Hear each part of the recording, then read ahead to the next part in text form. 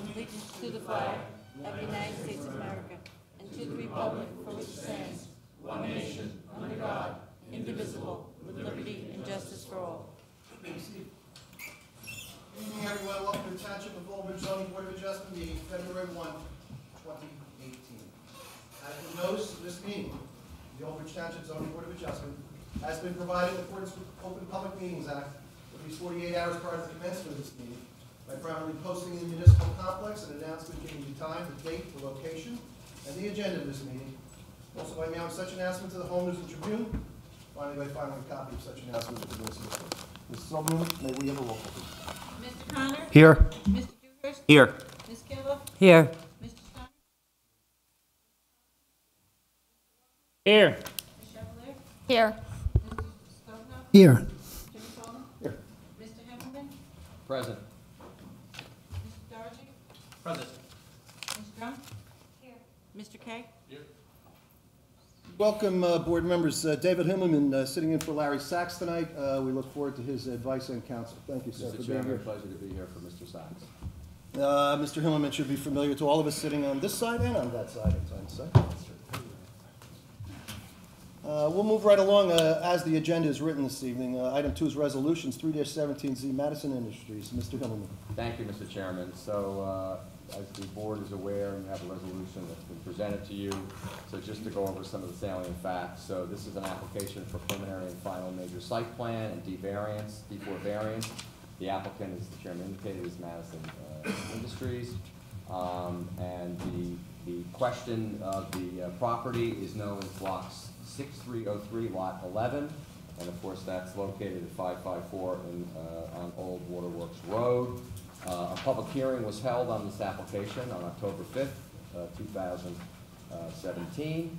And as the resolution indicates, the property is approximately 9.5 acres and is currently used for industrial production of copper and zinc chemicals.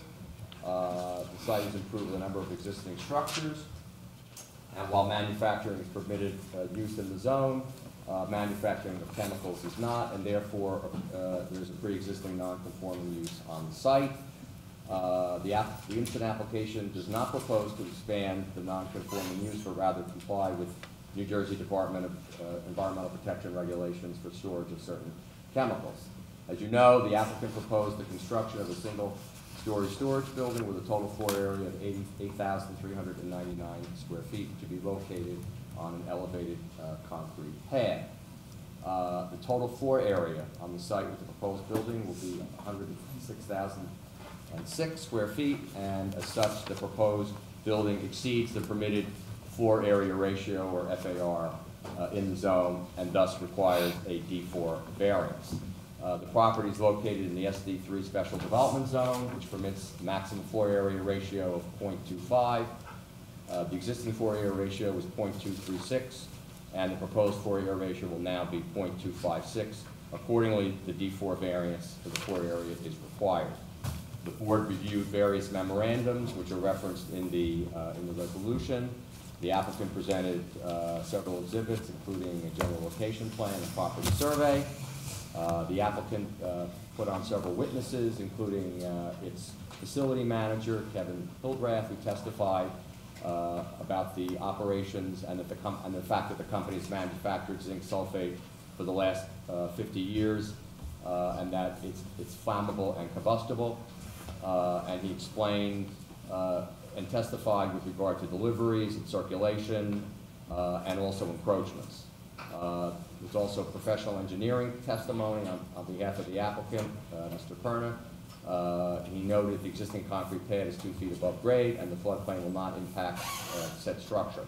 The applicant also had Alvin Coffin, professional planner, who testified that the site is containing full developed chemical plant and the site is particularly suited in the proposed use is already existing and to be contained within the structure. Ms. Coffin opined that no negative detriment will inure to the surrounding area, zone plan, zoning ordinance, and/or master plan, as adequate traffic circulation exists on site and no changes will arise to stormwater and/or drainage. The applicant complied with all the technical requirements with regard to the memorandum of Nicole Shapiro, of course the engineer, and Kathleen Kane, the planner. And the resolution that has been prepared confirms that the D4 variance will have no detrimental impact on the zone plan, and that the variance is not inconsistent with the intent and purposes of the master plan and land use ordinance. And the applicant agreed to be bound by the conditions contained in this resolution. And with that, Mr. Chairman, I think you could ask for a vote. Thank you, Mr. Hillman. Board members, you've heard the resolution. Someone want to move it for memorialization? I'll move it. Second. Mr. Dewhurst and Mr. Walker. Roll call, please. Mr. Connor? Yes. Mr. Dewhurst? Yes. Ms. Kibble? Yes. Mr. Walker? Yes. Yes. As a matter of housekeeping, I forgot two things before I call the next resolution. One, if you have a cell phone, and probably everyone does, please silence them so we won't interrupt any of the testimony before the board this evening. Secondly, we are being televised on OBTV. There are constraints on that, and at 10 p.m., although this meeting may not be over, the TV will end. So if you're watching at home, I'm giving you advance notice that at 10 o'clock it will go off the air. Thank you. We'll move along to the second resolution. It's 4517Z, Glenn Indick. Mr. Hillman. Thank you again, Mr. Chairman. So this is application 4517Z for D4 variance. You've indicated the applicant is Glenn Indick. And this was an application filed for property known as Block 15587, Lot 119 on the tax map of Township of Old Bridge, otherwise known as 44 Dumas Road. A public hearing was held on January 4th, 2018, and notice was properly provided. The applicant appeared pro se. The applicant proposed to replace an existing covered porch in the rear of the home with an addition on the home to increase the kitchen space, and the resolution describes the improvements. The total net habitable floor area therefore exists as 2468 square feet, or floor area ratio of 0.27.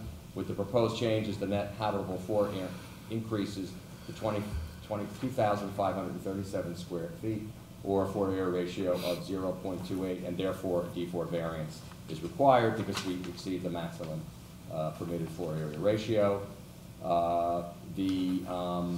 The applicant presented several exhibits, including architectural plans, and the applicant himself, Mr. Indick, testified in support of the application and indicated that the expanded kitchen is necessary to serve the needs of his growing family.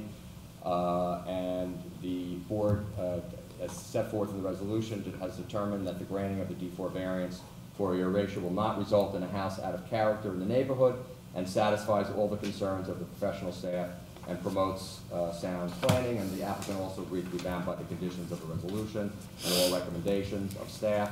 With that, Mr. Chairman, I would recommend that you move this resolution for a vote. Board members, you heard the resolution. Someone want to move it? I'll move it. Is there a second? I'll second. Move in second. Roll call, please. Mr. Connor? Yes. Mr. Dewhurst? Yes. Ms. Kibble? Yes. Yes. Mr. Walker? Yes. Ms. Chevalier? Yes. Chairman Sullivan? Yes. 4417Z, that's John Chu.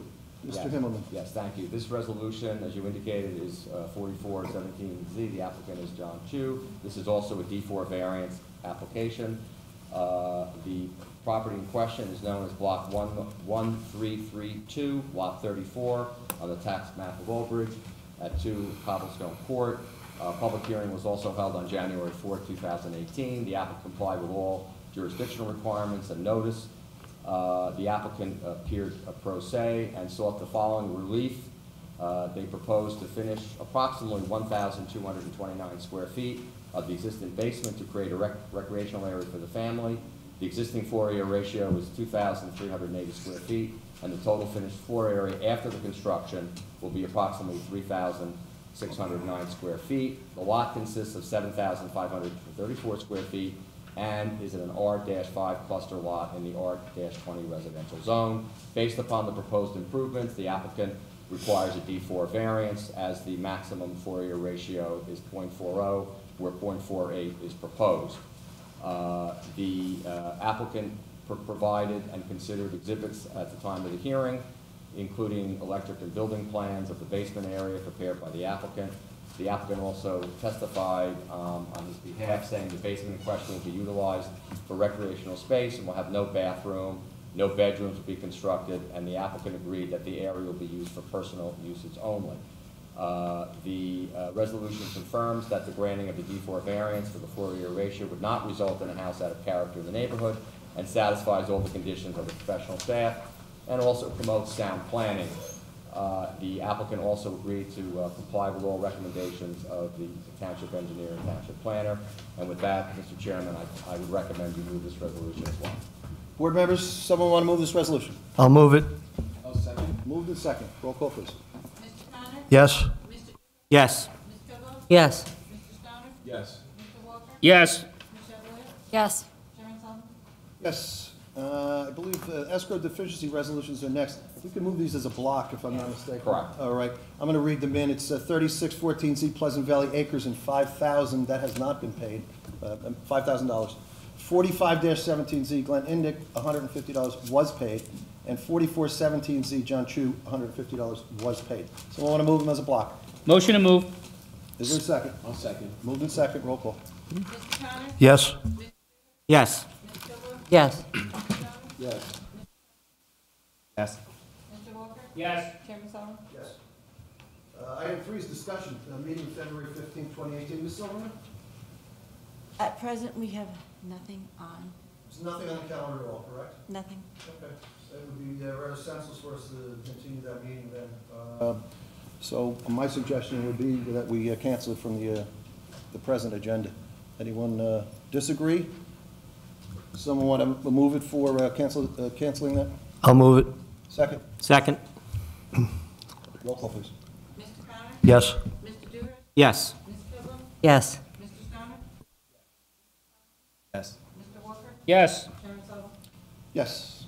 So if you follow us bi-weekly, we're not going to be here on the 15th, all right? So enjoy your Valentine's Day. You can sleep in on the 15th.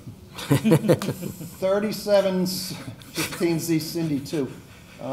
This application's been hanging around a while. They still owe some money, and I think Mr. Lang was representing? Yes.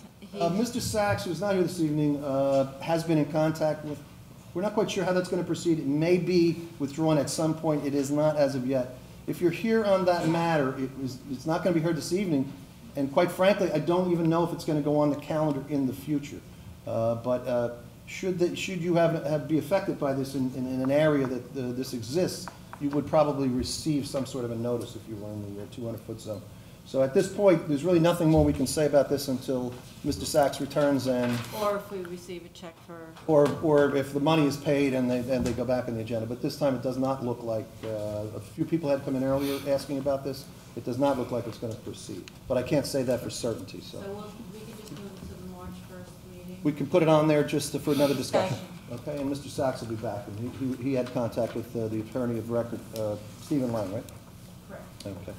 Item 4 is minutes, January 18th, 2018. Board members, I hope everyone had a chance to read them. Absent any additions, deletions, or comments, I'd ask someone to move them for memorialization. Motion. Is there a second? I'll second. Moved in second, roll call, please. Mr. Connor? Yes. Mr. Dewar? Yes. Ms. Kibble? Yes.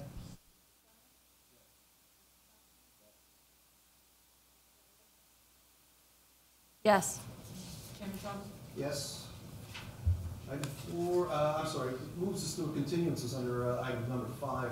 The first one would be 4-16Z, that's RLG LLC. That's at 475 Marlborough Road. They want to modify a second floor use in a home. It's an R15 zone, requiring A and D variance.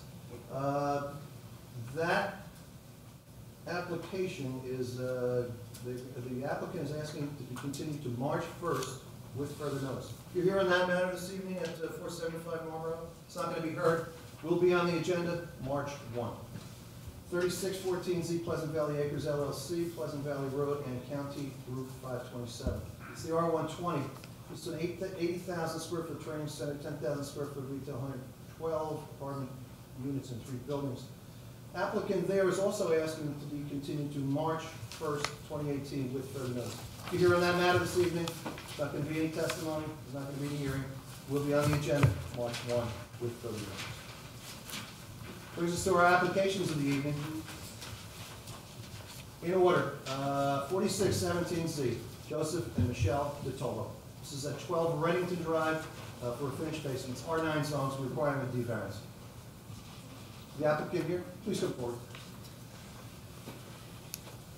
You would be Michelle Detola? You gonna be the only one testifying? Board attorney's gonna swear you in. Okay, would you please raise your right hand, please? You swear to tell the truth, the whole truth, and nothing but the whole truth, so help you God? Yes. Okay, why don't you state your name and your address for the record and your affiliation to the applicant? Michelle Dotolo, it's 12 Reddington Drive, and I'm the homeowner. Okay, just for the Yeah. record, just make sure you speak clearly and loudly into the microphone. Okay. So everyone can hear you.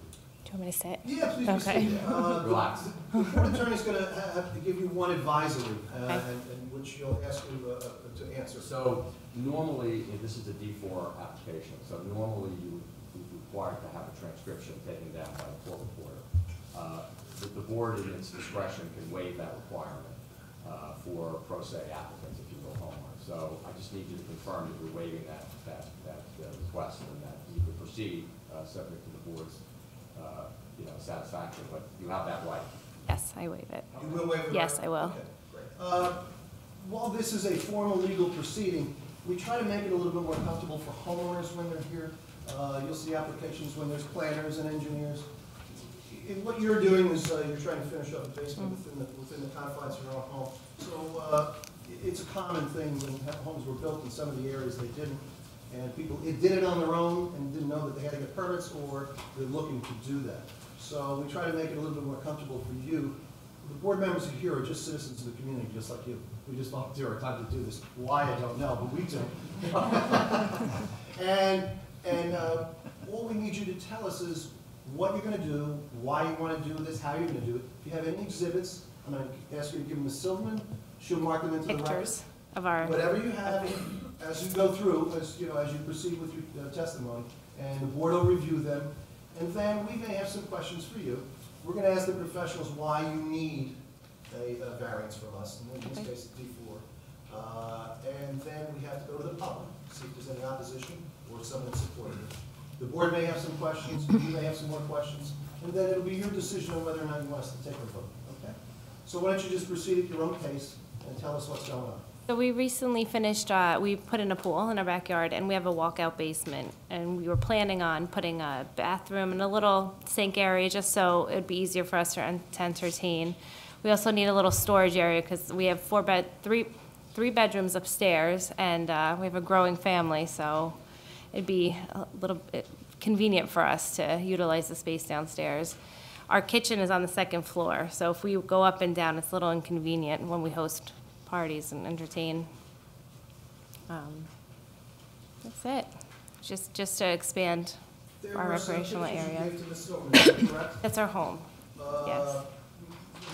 Why don't we mark them as a group? A1, and there's 7 color photos. And they are, can you just identify what they are? The front of our home, and as you walk in where the basement is, and then walking down to the basement, our builder already had put in a sink and a toilet area. So I just showed a picture of that where we want to put the bathroom, and what we were expecting to do. We weren't aware that we needed a variance because the property wasn't approved for finished basement. So it looks to me like it was unfinished, correct? It's an unfinished basement, yes. Just a walkout slide. Yes. Now, I noticed that you want a kitchenette in there? Just for entertaining purposes, we just want a sink and just put a refrigerator in there. So instead of going up and down the stairs to the kitchen, it'd be a lot easier. Would there be a stove or a range? I would do something small just for entertaining, not a stove. Just like a top, just to heat up items. A grill? Stove top? That's what you call it, instead of an oven? I don't know, that's what I Like a stove top, just to heat, just as we entertain our guests. We have a big family. So just, if you could explain to us kind of what the intent of one of the. An entertainment room, What's that? an entertainment and a Okay, playroom so it's for not it. gonna be, it's not intended to be a living space. No. Apartment, it's really for recreational use, correct? We have 2 boys at the moment. We want to put a play area downstairs for them, and a TV and a bathroom. And You're not gonna rent it out? No, no. That would include Airbnb. oh, And the one room that looks like it's closed off, It's rather large, right? At least that's what I saw on the plan. That's down here. I don't think it's. We closed off one room for storage. We only have the attic as storage and the garage, so we just need something for our Christmas decorations and kid stuff. Now, you understand that if at some point in the future you decide to put living quarters, a bedroom, et cetera, you would need to come back Yes. to the township for approval, correct? Yes. Okay, We don't plan on doing that, though. okay, that's fair. I want to ask the professional why you're here. Mr. Dargy, Yes. just the D4 foot floor area, correct, sir? Yes, sir. This is very similar to some of the resolutions the board just passed earlier in the evening. It's a finished basement. The applicant is in a zone where the floor area ratio is .27, and currently I think it's around .29, and with the finishing of this basement, they'll go up to 0.4 as the floor area ratio. Typically, floor area ratios are intended, controls like this are intended to control intensity and aesthetics. So the applicant's not making any changes to the outside of the home, as I understand it. So aesthetics is not a concern. And intensity can be controlled by some of the controls the chair just talked about, which is limiting the use to not be an apartment, not a rental unit. It's really just for the use and enjoyment of the current residents of the home. So intensity is controlled in that way. So I think the negatives criteria is satisfied. And quite interesting when you said we just read a resolution, and it's been becoming more common that people have been coming before us to seek this relief. Board members, I'm going to go to my left if anyone has any questions. Board members to my right. Seeing none, I'm going to go to the public at this time, and then we'll come back to you, okay? This is matter 4617Z, located at 12 Reddington Drive for a finished basement. Is there anyone here in this room this evening that wants to be heard on this matter? No one has come forward. I'll close the public portion. Any final comments? No? Everything you said to us is what you're going to do, right? Okay. Does someone want to, you have anything else, Mr. Hillman, you want to put on the record? The only thing I'll put on the record, Mr. Chairman, I think the applicant adequately addressed the issues regarding the use of the space, particularly as to rental and habitability, and I think addressed the issues in Ms. O'Kane's memorandum of January 26th. And I think the applicant provided sufficient testimony that the variance it should be granted, and that the testimony clearly provides that the use is not inconsistent with the intent and purpose of the master plan and carries out the general purpose of zoning. And I think generally it's not inconsistent with what's been happening in this neighborhood and others. So I would have no objection to the board moving on this. Okay, thank you for your advice and counsel. You've heard Mr. Hillman's advice, and you've heard the testimony. Does someone want to move this for approval? Motion. Is there a second? Second. Second, roll call, please. Mr. Connor? Yes. Mr. Dewey? Yes. Ms. Dibble? Yes. Mr. Stone? Yes. Mr. Thompson? Yes. Mr. Walker? Yes. Chairman Sullivan? You know, it's great when people reinvest in their own.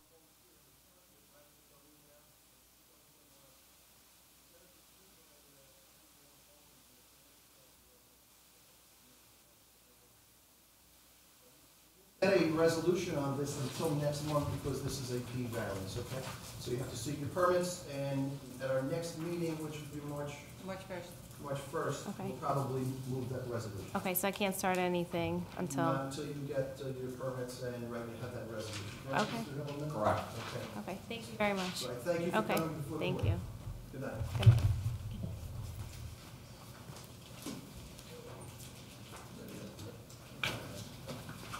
Next on the agenda is 3817Z, Nassau Development, it's in the E01 zone. This is at 343, 351, Route 34, commonly known as Fox Plaza or? Park Plaza. Park Plaza. Converting 8,101 square foot of existing retail building into 12 apartments. It's a major site plan, preliminary final with the variance, or Charters representing the applicant. Sir?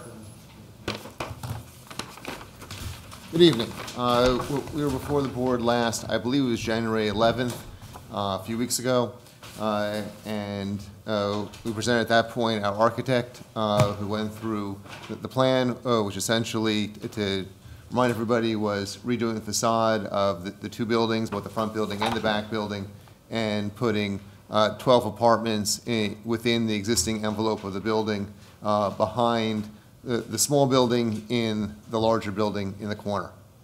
And we had our traffic expert also testify that night, as well as the architect. And at that time, Ms. O'Kane had asked for some changes, and Mr. Walker had also suggested some changes to make it safer to come in and out. And we addressed those changes, and so we're going to begin by calling back up our traffic expert, Mr. Polynak.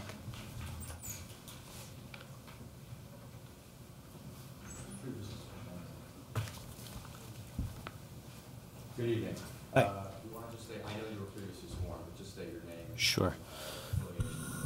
Douglas Poliniak, Dolan and Dean Consulting Engineers. I know you were previously sworn, so obviously you're still on the. Yes. Can we just go to the second page of that?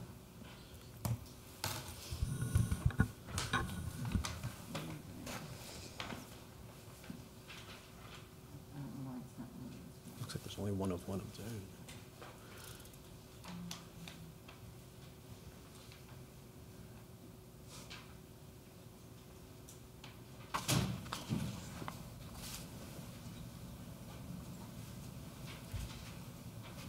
Yep, that's the one.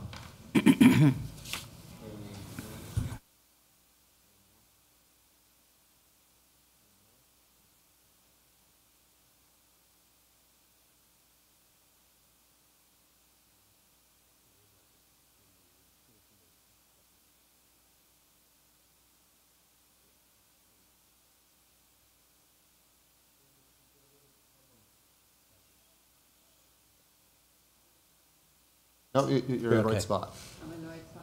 Yes. Okay. So, when we were here last time, you testified regarding the drive-through.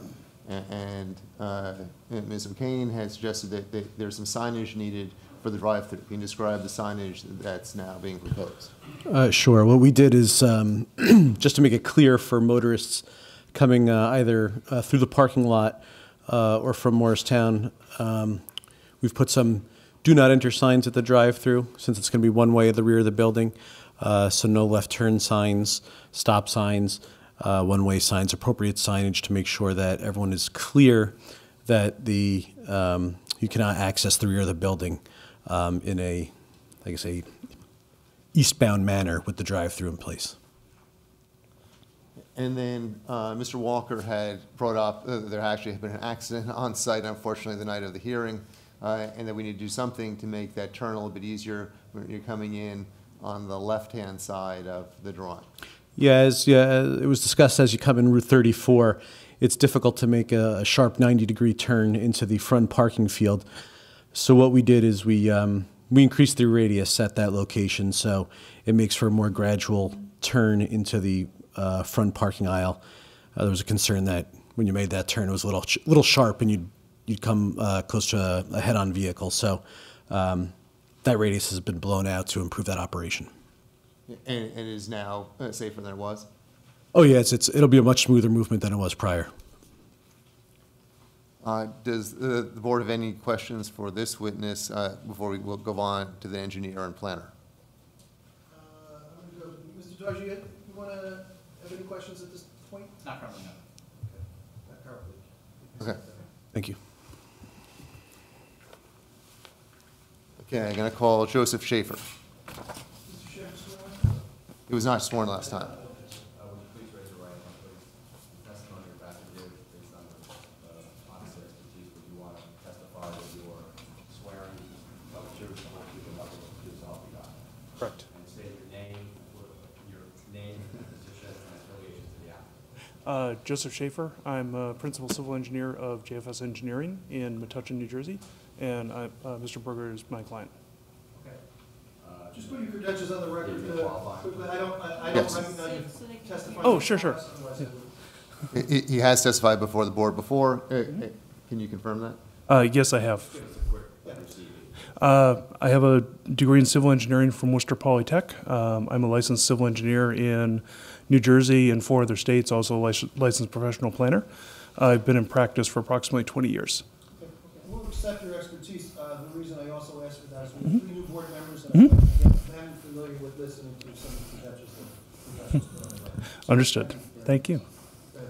Please give a brief synopsis of the proposed preliminary and final site plan. Certainly. So this is a 6.1 acre site, improved with a 26,219 square foot shopping center with 317 parking spaces. We're seeking to convert 8,101 square feet of retail space, which is not visible from Route 34, into 12 apartments within the existing building envelope. The site is bounded by, if we can we zoom out to full frame on the, It's not under my control. okay. It was so- All right. Can we zoom to full frame on the exhibit? Sure, Thank you. full frame. Yeah. Now go backwards. Yeah, just zoom out a bit. So, okay. So the building is bounded by multifamily residential and Cheesequake Park on the north side of the site, which is on the top of the page.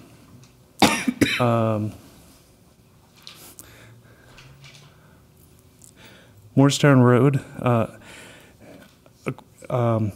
a cemetery on the east, a self-storage facility to the south across Route 34, and a gasoline station to the west. So on the sheet, the gasoline station is to the, would be to the, closer to the sign table on the left-hand side of the page. In addition, we propose to relocate the previously approved drive-through from the eastern end of the large building to the western end of the large building, to reconfigure the parking around the apartments, to standardize the parking in the rear of the shopping center and add loading zones, and finally, as requested by the board, to improve site circulation coming off the western entrance from Route 34. How many parking spaces are there on site after plan implementation? There will be 298 parking spaces, where 293 parking spaces are required.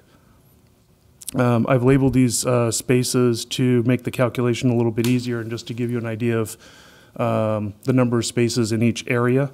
There are parallel spaces in the rear of the large building that we've standardized in size, and there will be 2 loading zones on the 60 feet long each. We will cross-hatch out 2 non-spaces to avoid any confusion towards the rear of the building. As the traffic expert testified, the internal circulation will be improved coming off of Route 34. The spaces in front of the apartments will be parallel spaces. We will have more parking than required pursuant to the zoning, and due to commercial and residential uses have different peak hours, though I feel that there will be plenty of on-site parking. You tend to shop during the day and then park at your apartment during night, so there's the uses tend to flip parking needs day to night. In addition, to address the board's concerns of the January 11th meeting, we have designated spots solely for residential use, which are adjacent to the apartments, and we've added a solid waste collection area in close proximity to the apartments where 2 parking spaces are currently provided. Per section F2 of the planner's review, please explain why granting of the use variance would not be inconsistent with the intent and purpose of the master plan and the land development ordinance. As the planner noted in section D of her review letter, the 2013 land use plan element recommended that the conditional use be added to the EDO1 zone, permitting multifamily residential flats mixed with non-residential uses. The 2017 master plan reexamination identifies this as an objective that is still valid, but has not yet been implemented. Therefore, while the Township LDO has yet to formalize these recommendations into the ordinance, there's been a history of recommendations that mixed use is appropriate within the EDO1 zone. Overall, the proposed residential use is in alignment with the Township Master Plan documents, and I do agree with this analysis. In my opinion, granting this use variance would not be inconsistent with the intent and purpose of the Master Plan and Land Use Development Ordinance. Per section F2 of the planner's review, please explain why granting of this use variance carries out a general purpose of zoning, especially promotion of the general welfare, and the site will accommodate the problems associated with a floor area ratio larger than permitted by the ordinance, known as special reasons. As the Township Planner pointed out in the January 11th hearing, the section of the shopping center proposed to be converted to multifamily use is not good for retail since it is not visible from Route 34. or from Cheesewake Morristown Road. The lack of highway frontage is particularly good for residential use, for which highway frontage would be a detriment. That portion of the building is tucked behind, if you look at the plan, that portion of the building is tucked behind the smaller building out towards the front of Route 34, so it's hidden from the highway. This as also noted by the township planner, this is a great example of adaptive reuse. There's a multifamily residential complex and a state park to the north just across from Cheesewake Morristown Road. The state park will be a great amenity for the multifamily tenants. The apartment tenants will also have the amenity of restaurant and retail just outside their door, while the merchants will benefit from having some customers on site. As the retail economy switches back from brick and mortar to online, there is an excess of retail space that will need to be converted or left fallow. This promotes the general welfare, as empty space does promote vandalism and criminal activity.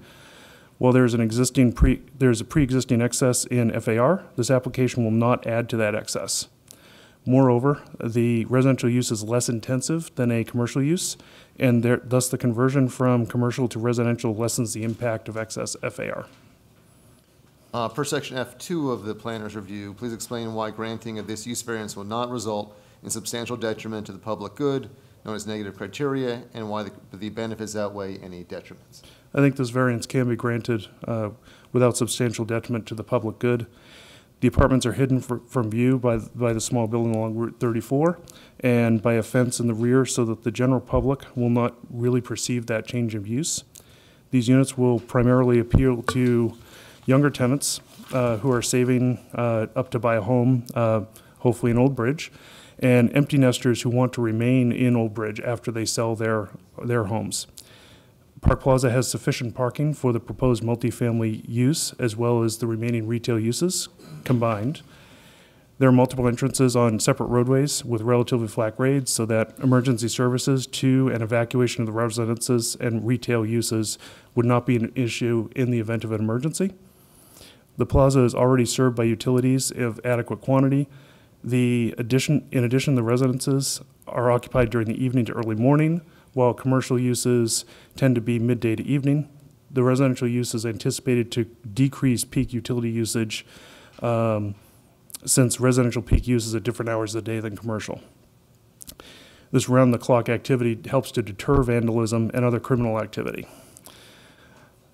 Likewise, the on-site retail is an amenity to the residents, and while the residents are built-in customers for the retail. As far as I see, there are really no detriments, and there are significant benefits. Therefore, benefits do outweigh detriments. In your opinion, should the board grant the requested use variance? That would be my opinion, yes. Per the planner on page 6 of the review, there's a need for a design waiver for trees around the garbage area and to block the view of the rooftop HVAC. Please explain why it would be an undue burden to comply with and why it would not be necessary. Well, there really isn't a lot of room left in the rear of the shopping center for trees. We already have plantings and a fence behind the building, and the single-family home behind is much lower in elevation, and any view is blocked by the fence, which sits substantially above the road. There's the road, a retaining wall, and a fence on top of the retaining wall. Therefore, we think it would be an undue burden to require compliance with this design standard, and we don't really think that it would serve any purpose to do so. Number 6 on page 4 of the engineer review letter raises the potential conflict between roof drains and tenant patios in the rear apartments. How will you deal with that? The roof drains would feed into an underground drainage system, so we don't see any apparent conflict with the patios.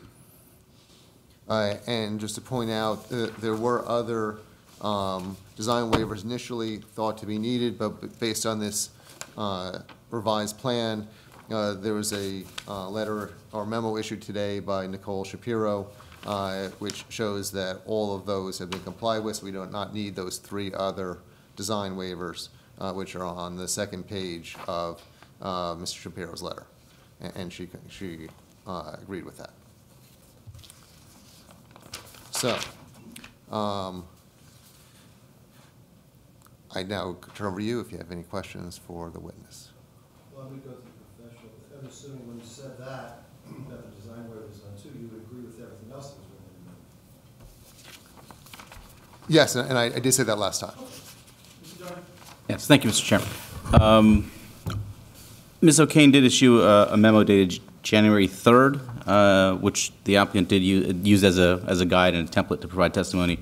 And I concur with the applicant's testimony with regard to the proofs for the use variance, and as did Ms. O'Kane in her memo. So I think that was sufficiently covered. There was some testimony regarding the in Ms. Shapiro's letter of today, as far as the roof collection system. We did ask for delineation of where the roof downspouts are. You're saying that it will be collected.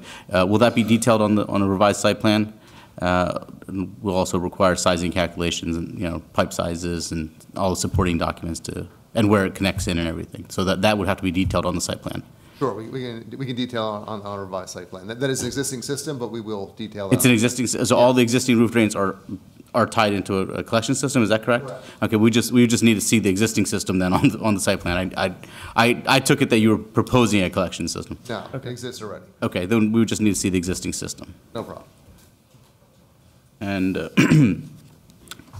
the applicant did agree to the rest of the comments in Ms. Shapiro's letter of today, just some details that were requested as far as things related to the bike rack details, details related to fencings and awnings, and compliance with ADA requirements. There was a issue in Ms. O'Kane's letter from January 3rd, which may have been addressed at the last hearing, may not have been, so indulge me for a second. Regarding the facade treatment of the rear facade. That was addressed. That was addressed last, okay. And what was decided about that? A revised drawing was submitted Okay. And accepted? Yes, I believe Okay. it's accepted. All right, great. I have nothing further for this witness. I have one question to you, Mr. Darby. Yes, sir. They have stated that they think it's an undue hardship for landscaping and buffer. Would you agree with that? I wouldn't say it's an undue hardship. What it would require, though, and the board may want to weigh this, is require maybe elimination of some parking spaces, because it's, as I see the refuse area is tucked in the parking lot. So to put landscaping around it would require removal of some parking, at least one parking space, maybe two. As far as undue, I don't see it as an undue hardship. I mean, from an aesthetic standpoint, we'd like to have refuse containers and recycling areas landscaped. So that's something the board may want to consider, that the loss of one parking space may be worth providing an additional aesthetic benefit. Mr. Chairman, would you concur with that? I would, but I can't get back to that. Yeah, I just sort of let Mr. Darby finish this. I'm actually finished with as far as. I don't have an issue with that, but I did, just to follow up, you were referring to Kane's memorandum of January 3rd, maybe Mr. Berger, this is for you, but on page 6, and you may have addressed it at the last meeting, but it talked about the patio area encroachment and whether or not whether the adjustment was needed and whether a waiver was needed on that. I don't know if that's We did address that in terms of the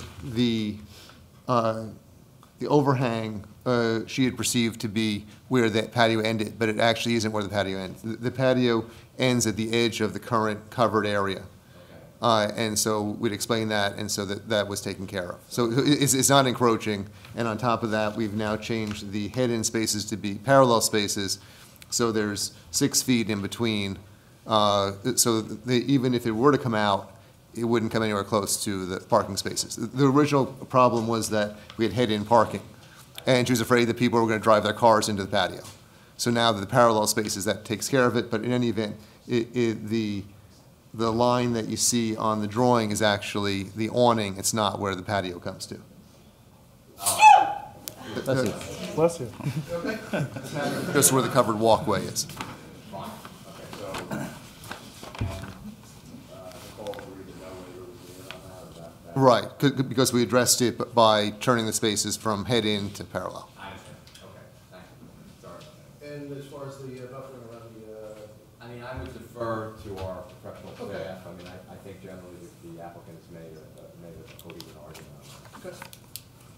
I, you know, again, absent additional testimony, I would prefer to see landscaping because of the location of the dumpster and because of the residential, you know, you do have some patios in that area as well, looking out to that area. So I think it would just add to the residential character of that part of the site. We'll get a straw poll from the board and see what they think. Anything else? Sir? I have nothing right now. No. Is he going to testify anymore? No, that's it, right? No, that was it. What I was also pointing out to the board is we do have a fence around the garbage, so it's not that you're looking at the garbage out in the open. But I'm sorry, go ahead. Board members on my left, any questions of this witness? How many parking spaces do you have? We're going to end up with 298. 298. You have 9. We have 9. We have more than 5. I can't hear you. He used, Speak up, sir.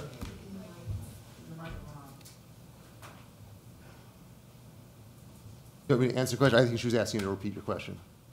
I only see 5 handicap spots. Where are the others? Want me to walk through? Sure, go ahead.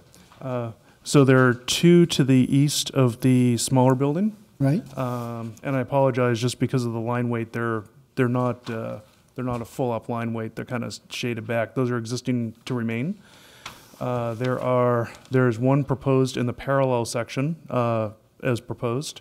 There's a van space proposed to the west of the parallel spaces proposed. There are 2 van spaces on either side of the large hatched area in front of, I believe that is the, right near the buffet. Right. Right in the center of the large building. There is, where'd it go? There's another one at the far west side of the large building. That's an existing handicap space to remain.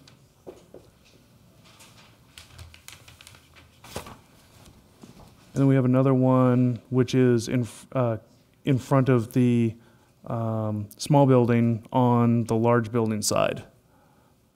And they all have the access to the apartments, the homes, right in front. Well, there will be, there are 2 directly adjacent to the apartments. And 2 across the way, is that correct? They would have to cross. Yeah, they would have to cross. So the nice thing about these parallel spaces is, if needed, we could just designate them as a handicap space because they provide the appropriate access aisle. They would actually serve as a van space. And will these handicap spots be assigned to certain apartments? So they're open to any handicapped individual? They're open to any handicapped individual. The residential spaces will be designated as residents only, but the handicap spaces will be shared by everybody. Thank you. Mr. Walker? I have some questions, not necessarily for this witness here, but my biggest question is, what's going to happen to the pharmacy? The people that own that pharmacy are longtime business owners and longtime residents of this township. Are we going to just throw them out? I'm looking to relocate them, Where? either to the center of this shopping center or to Marketplace 2, which I also. Have they been advised of this project? I wanted to make sure that it went through before I spoke with them. Okay. I also have a problem with not having any common hallways. As a firefighter, I find that as a safety issue. Right now, these apartments only have one means of egress and ingress, and if you don't get out your front door, you're not getting out. I have a big problem with that. I don't like that at all. I also have a problem with the mailboxes, where you're going to keep the mailboxes up by where the present one is. I think the cars are going to stack there when they try and get their mail. People are generally lazy, and they're going to stack out onto 34 or onto the ramp coming into that. And that's just not, to me, that's just not a good design. And the other thing is, this is a retail space. It wasn't designed for residential space. I believe if we approve this application, it's going to set a bad precedence in town, allowing more of the same. And I cannot support this application the way it is. I just cannot support this application. Anybody else on my left? How about on my right? I just have a question. You said it's for young starting out families and empty nesters. How are you going to rein that in and keep it as young people with no children and empty nesters? I think what he said, Michelle, was that it may attract that type of clientele, but it doesn't have to assign it as such. I'll go farther than that in saying that we will put in our leases that this is not for children. That we do not want to have children, and the tenants are prohibited from having children in these apartments. I just think it's a big hazard, even for, 21-year-olds and having no place to gather other than this small patio. Okay, so you're suggesting that in these leases, you would prohibit any of the tenants from having Children under the age of, residing in apartments under the age of 21. Obviously, you can't prohibit people from having visitors, but no residents below the age of 21. All right, so it's not age targeted, or, I mean, you're not, how would you classify that? 'Cause It would not be senior citizen restricted. If somebody came in who was 30 years old, they could certainly live there. Again, we're targeting this at people who are empty nesters on both ends. People who don't have kids yet and who have sold their homes and are looking to have a residence where they're not responsible for taking care of all the things you have when you have a home. But you couldn't prohibit their children from staying overnight. I mean, that's correct. I mean, how do you regulate that? I mean, You don't regulate that, but you prohibit them from residing there. So we will agree to the board that we'll put in our leases, we will not have we will prohibit by lease any children below the age of 21 from residing there. The zoning board wants to be, I- have anything to do with that. I have a question. Well, If I just I want to get a could. legal opinion first. well, I don't think that we want to have that on our backs. Okay. I'm telling you that. I'm going to ask Mr. Hillman for some advice.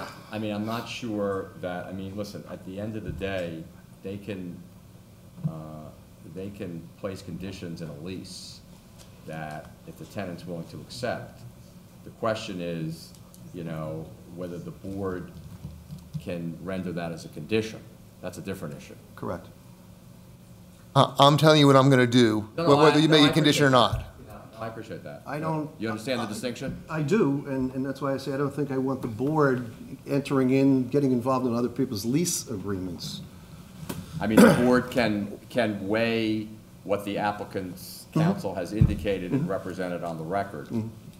But whether or not that is ultimately a condition of any action by the board is a different question. Right, and wouldn't you agree it probably should not be conditional on our, if our approval goes through? I think it raises some legalities. I think so, too. From our end. Maybe not from your end, sir, but from our end. Absolutely. I'm not asking for it to be a condition, I'm telling you what we're going to do. I wouldn't suggest that we have anything to do with that or have it in any of our conditions whatsoever. I understand. Okay, thank you, Mr. Hillman. Was there further questions? Mr. Thompson? Yes, in the description of the property and its location, you tend to be repetitious on it borders against Cheesequake Park and a townhome development. But there's also a trucking company like on 2 properties away. There's also an auto auction that's maybe 3 properties away in the area. So the traffic that's generated in that area, should there be any traffic studies? I think it should take into account the businesses that exist there already, and also the traffic generated on Disbrow Road, because many people are bypassing that intersection at this time. They're bypassing Morristown completely and heading down to Disbrow. So it's not a true indication of how much traffic there really is on Morristown Road, because there's been people coming before the council meeting. I would say 4 times in the last couple of years complaining about the traffic flow on Disbrow Road. So any extra traffic is gonna cause accidents in that area. And, you know, you could say it's only 20 this, but where does it start and where does it end? It's 20, 12 apartments now, but where does it end? The next person has 12 apartments, the next person has 12 apartments. That side of town, there's only one route to get from the center of town into, say, the Lawrence Harbor section. And people, that is the only route, and people have made Disbrow. So I think anything going forward with traffic studies and the traffic study, if it was done already, should include both of those properties. I just think it's a bad spot. Cheesequake property, Cheesequake Park, I guess we're talking about just the vacant piece of land that's directly behind the building. That's Cheesequake? Yes, that's part of Cheesequake Park. That's part of Cheesequake Park. Okay, that's all I had. Is Mr. Kennel going to speak again tonight? Sorry? Is Mr. Kennel going to speak again tonight to address any of these issues or no? No. No, he's not on this application. He's on. Mr. Kennel, you're on another one tonight? You're on the other. Okay, never mind. That's what was confusing me. Okay. Don't shoot Scott. Okay. Can I just, I'm sorry, before you, Mr. Chairman, just to get back to your point on the landscaping, I noted you're gonna ask the applicant, but in Ms. Shapiro's memo of today, I'm sorry, February, yeah, today, I guess on page 4, I guess it indicates that the architectural plans should include a landscaping plant list, and I think that comment still remains, so that may address, Mr. Chairman, your questions and some of the other board members. So you may want to, I don't know if the applicant intends on complying with that, or? Right, we'll certainly submit a planting list. Right. And you said you agreed with everything else on there. Right. Is your landscaping plan included in these in the architectural plans? I think I saw several, but you don't have a separate delineated plan, right? The landscaping is shown on the architectural site plan that's in the packet. Right. But Ms. Shapiro wanted a schedule of the actual plants that are going to be planted. That's what I thought. Okay, thanks. And we'll do that to our satisfaction. Okay, that's fine, I understand. Do you want to address the issue of traffic along Cheesequake Morristown Road? State your name. Yeah, hi, Douglas Poliniak, traffic engineer for the applicant. As we discussed at the last hearing, a replacement of about 8,000 to 9,000 square foot of retail with 12 apartments results in a traffic reduction for the subject property. When you're cutting down that much retail and only putting in 12 apartments during your peak hours, you're going to actually see less traffic using IT trip generation. So I don't anticipate this application exacerbating any kind of traffic issues whatsoever. Visiting the site and being out there, yeah, we've seen some cut through happen going through this property. But like I said, nothing's to be exacerbated by it. If anything, you'll see a little less activity with people going to work as opposed to having people shopping during the day. So you're going to have people off-site throughout the majority of the day and then parking and being stagnant, during the evening hours. A lot less turnover out of those parking spaces. My thought on the whole thing is that traffic is horrendous there regardless of the project or any study. It's just because people are choosing to go down 34 in front of the project and turn at the next residential area to go through now. So they're doing it already. So anything would be a plus. I realize you may decrease the amount of people, but you're not going to decrease all the other traffic in the area that already exists. Yeah, and I don't think that has anything to do with their application, quite frankly. I mean, that problem exists whether they get an approval or don't get an approval. I think it's two separate issues that I don't think we can control. Thank you. I don't think they control what happens on Route 34 or Disbrow Road. Only on their property they control. It is a problem over there, but I don't know that it's your problem. Thank you. Any other questions on my right? Go ahead, sir. I have no other witnesses. We'll go to the public portion on this, and then we'll see where we're going to go. This is 3817Z. This is Nassau Development. This is at Park Plaza on Route 34. Does anyone want to be heard on this matter? Please raise your hand. Come forward, sir.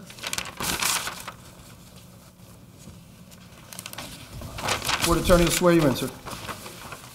You solemnly swear to tell the truth, the whole truth, and nothing but the whole truth, so help you God? I do. Okay, just state your name and spell it. For the Okay, record. my name is Richard, last name Pucciarelli, spelled, Just back away from the microphone a yeah, little. spelled Pucciarelli. And your address, please? 20 Knoll Court. Thank you. Knoll, Knoll. Okay. What would you like to tell us? Okay, I'm here to speak in opposition to this proposal. I just want to point out that when you look at something initially, you wonder how somebody can think you can do something like that. But in this case, is a good example. We have basically a graft onto a body, and it's not pretty. This application basically destroys a business to put in residential, to put in apartments, which are small. They're 628 square feet. The average square footage in the town apartment is 800. The patios that they propose on one side will look out on a cemetery and a crematorium. And on the Morristown side, they'll look out on a junkyard. Now, to make matters worse, the lot is poorly maintained. So this applicant has already failed the town to maintain his property. And I've been here in this town, in that area, I live around there, for over 20 years, and it hasn't gotten any better. Park Plaza, I'm amazed that they want to put apartments next to Park Plaza. If you've been there at night, you know it's very noisy. How are the people in those apartments going to stand the noise? Are they going to have any insulation? Are you going to tell the vendor in Park Plaza, hey, you can't have parties there. You can't have loud parties at night. That's a very popular venue in the town. I think most people know that here. Also, I noticed on the plans, there are very few windows. I meant, does light come in through the sliding doors? They have ceiling lights, like a cathedral light, to come into the apartment, but lighting is very poor. In a box. I call this a box, and the reason I call it a box is because an SRO can't be more than 300 square feet. You're looking at 2 SROs here, put together. That's what it is. It's really an abomination, if you ask me. And I hope we have the wherewithal to say to this applicant, this is a retail space. The planning board approved it as a commercial space, and it should be a commercial space. If the fact that I heard testimony saying that, well, the reason it doesn't do well as a commercial space is because it's not facing on 34. Well, whose fault is that? The applicant came to the planning board with this plan to put the retail space where it is. Now, if it's not suitable there, well, the applicant should tear it down and rebuild it and come back before the planning board to make it a viable retail space on 34, which 34 is supposed to be for commercial use and for ratables. This really doesn't work, in my opinion, and I hope the planning board turns it down. Thank you.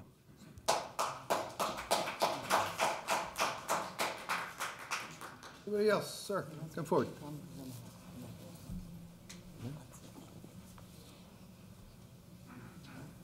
Board Attorney will swear you in. Do you solemnly swear to tell the truth, the whole truth, and nothing but the truth, so help you God? I do. And would you spell your last name clearly and your address, please, for the record? And speak into the mic. My name is Philip McGovern, McGovern. I live at 201 Yorkshire Court in Society Hill. Thank you very much. It was said that, well, the businesses, you can't see them from Route 34. Park Plaza Pharmacy's been there for years and years. The word must have gotten out that they're good. And I've been going there for years, and I think the callous attitude towards them, I'll toss them out and let them go somewhere else. I think it's an outrage. And I think, please, vote no. Thank you.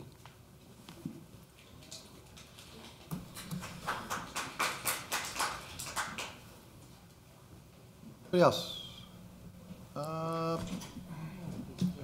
Councilman, I'm going to ask that the board attorney sidebars and give some advice that. Sidebar is the last time. Yeah, I know. He's a sitting councilman. He's going to speak on the record.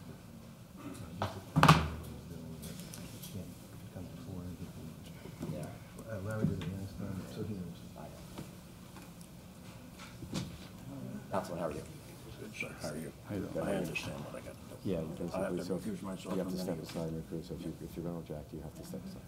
And Larry told you that last week. Also, okay. Mike.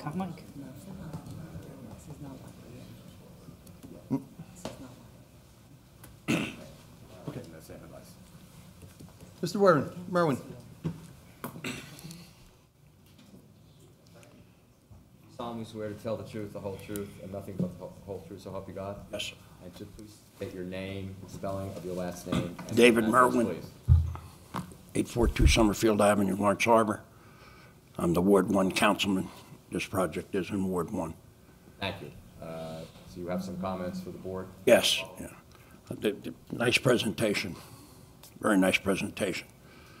Sometimes I sit there and think it's Grimm's fairy tales that I'm listening to when these planners come up and paint this rosy picture of this area there. That shopping center is visible from Route 34. I think the common man knows that to the right of that shopping center are stores. They don't need an interpreter. They don't need anybody to tell them in another language. Somebody from another country riding down the road would know that the things to the right are a commercial store. All right? The baloney about you not being able to see it from the highway is just that, is baloney. There is a drugstore that's been in there for many, many, many years. We're just now going to throw that out. How is that a betterment for our town? How is putting 12 apartments in place of a pharmacy or any other business that would be in there, how is that a betterment? Which I think is what the applicant has to prove to you, that it's a betterment for the town. This is definitely not a betterment for the town. They cavalierly talk about Cheesequake State Park.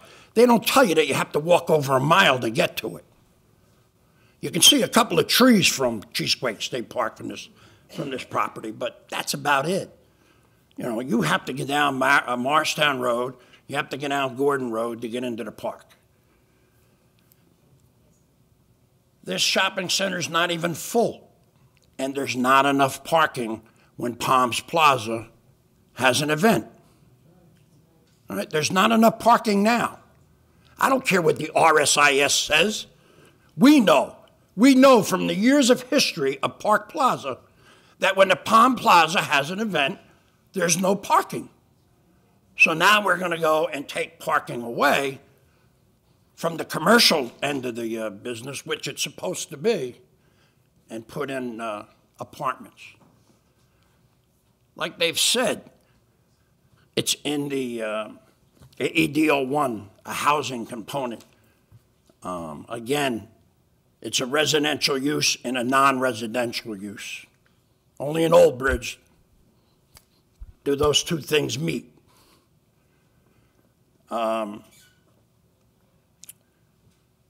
Again, it's in the EDO1.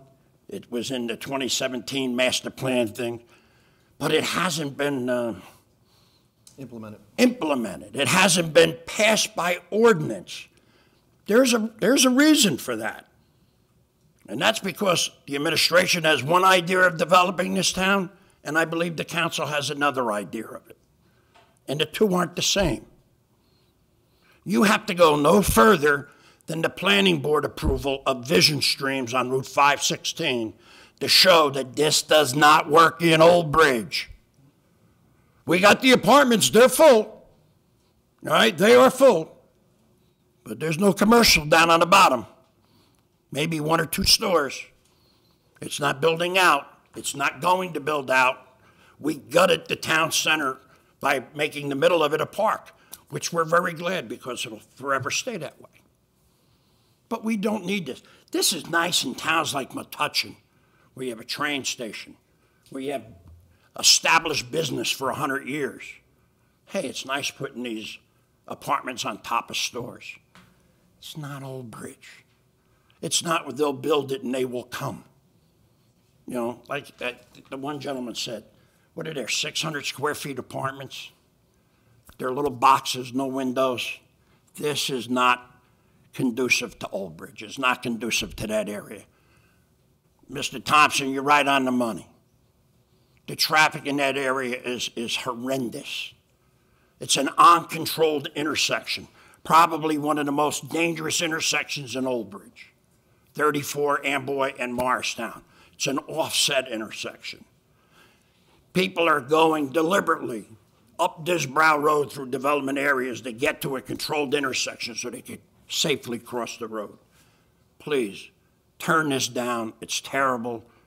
If he was so concerned about that shopping center being the jewel that it should be, maybe he should invest a couple of bucks and redo the place, make it look real nice. Thank you.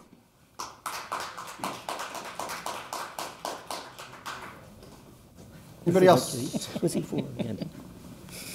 All right, seeing none, I'll close the public portion. Board members, final comments on my left, on my right.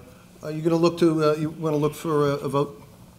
Yes, I'm going to look for a vote. Do you want me to address any of the issues that were raised? Go right ahead. First, in terms of the view, the units are set up with a a fenced-in patio in front. So when you're sitting on the patio, you're not looking out onto the park, you're not looking out onto the cemetery, you have your own enclosed private area. So it's separate. There will be plenty of light from the skylights.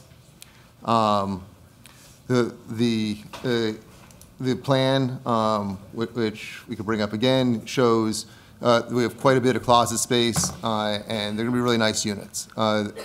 Being on the first floor is safe. It will give immediate egress outside, as opposed to having a large number of people congregating in a hallway, trying to all force their way out at the same time. An apartment typically only has one door out into the hallway. Here, instead of out into the hallway, you're going out to the outside. You're even safer, and you can immediately move away. In terms of the pharmacy, yes, the pharmacy has been there for a very long time. The current owner is struggling in the current location. That probably is not a surprise to anybody here, given that CVS, Rite Aid, and Walgreens are so dominant at the current time. Moving them to a site where they have better visibility is a help to them. It is not going to put them out of business. In fact, it will draw more business to them by giving them a visible site where people can see them from the roadway. The mixed use is not a Metuchen-only phenomenon. It is a national phenomenon. It does work. It improves upon retail only. And it is a very popular thing, not only and will work in Old Bridge, I am confident. In terms of facade, the apartments are the glue that allows the financing to do the facade. That's ultimately what we're looking to do, is to have a better and nicer facade and to bring in retail tenants. But this small amount of apartments is the glue that allows the financing to make that happen. So we asked the board to consider what was said by the testimony, what was said by the planner, by the engineer, and to please approve this application.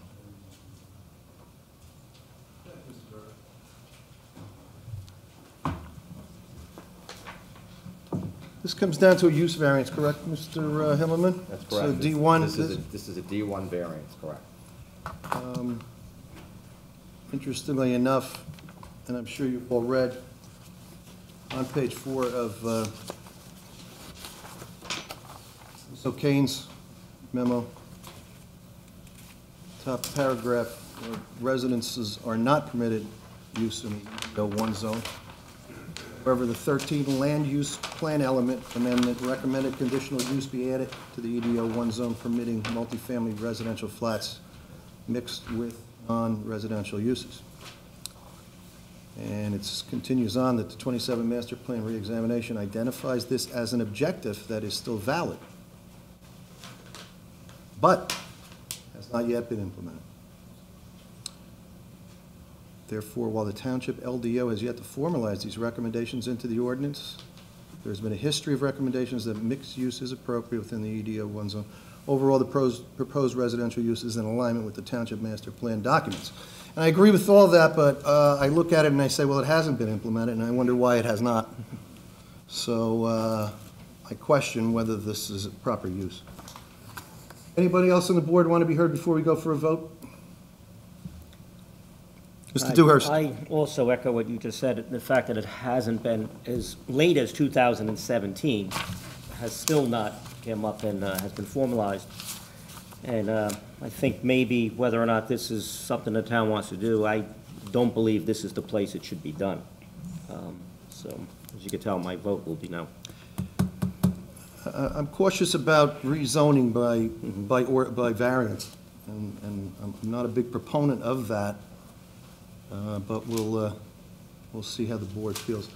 There was one straw vote that we wanted as far as the landscaping, if approved, and I just want to see how people feel for landscaping around that enclosure for the garbage. To my left, would you be in favor? Yes? Mr. Khan? Yes. Yes.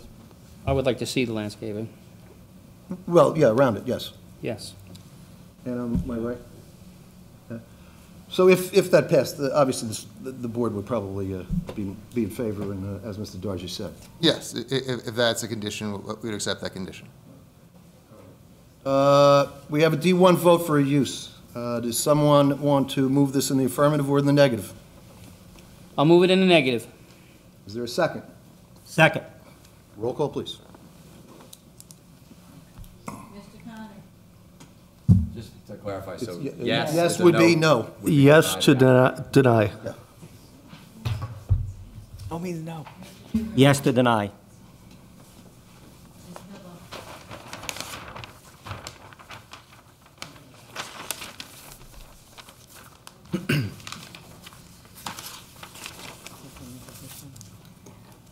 Yes to deny. Mr. Stoner? Say no. Mr. Thompson? Yes to deny.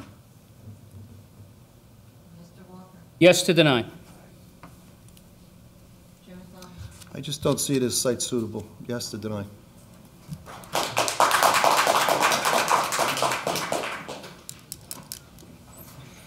We're going to take a recess for the stenographer and for the board members. We'll stand in recess. Could you give me a glass of water? Back to order. Ms. Silverman, could we have a roll call, please? Here. Here. Here. Here. Here. Here. Here. Present. Present.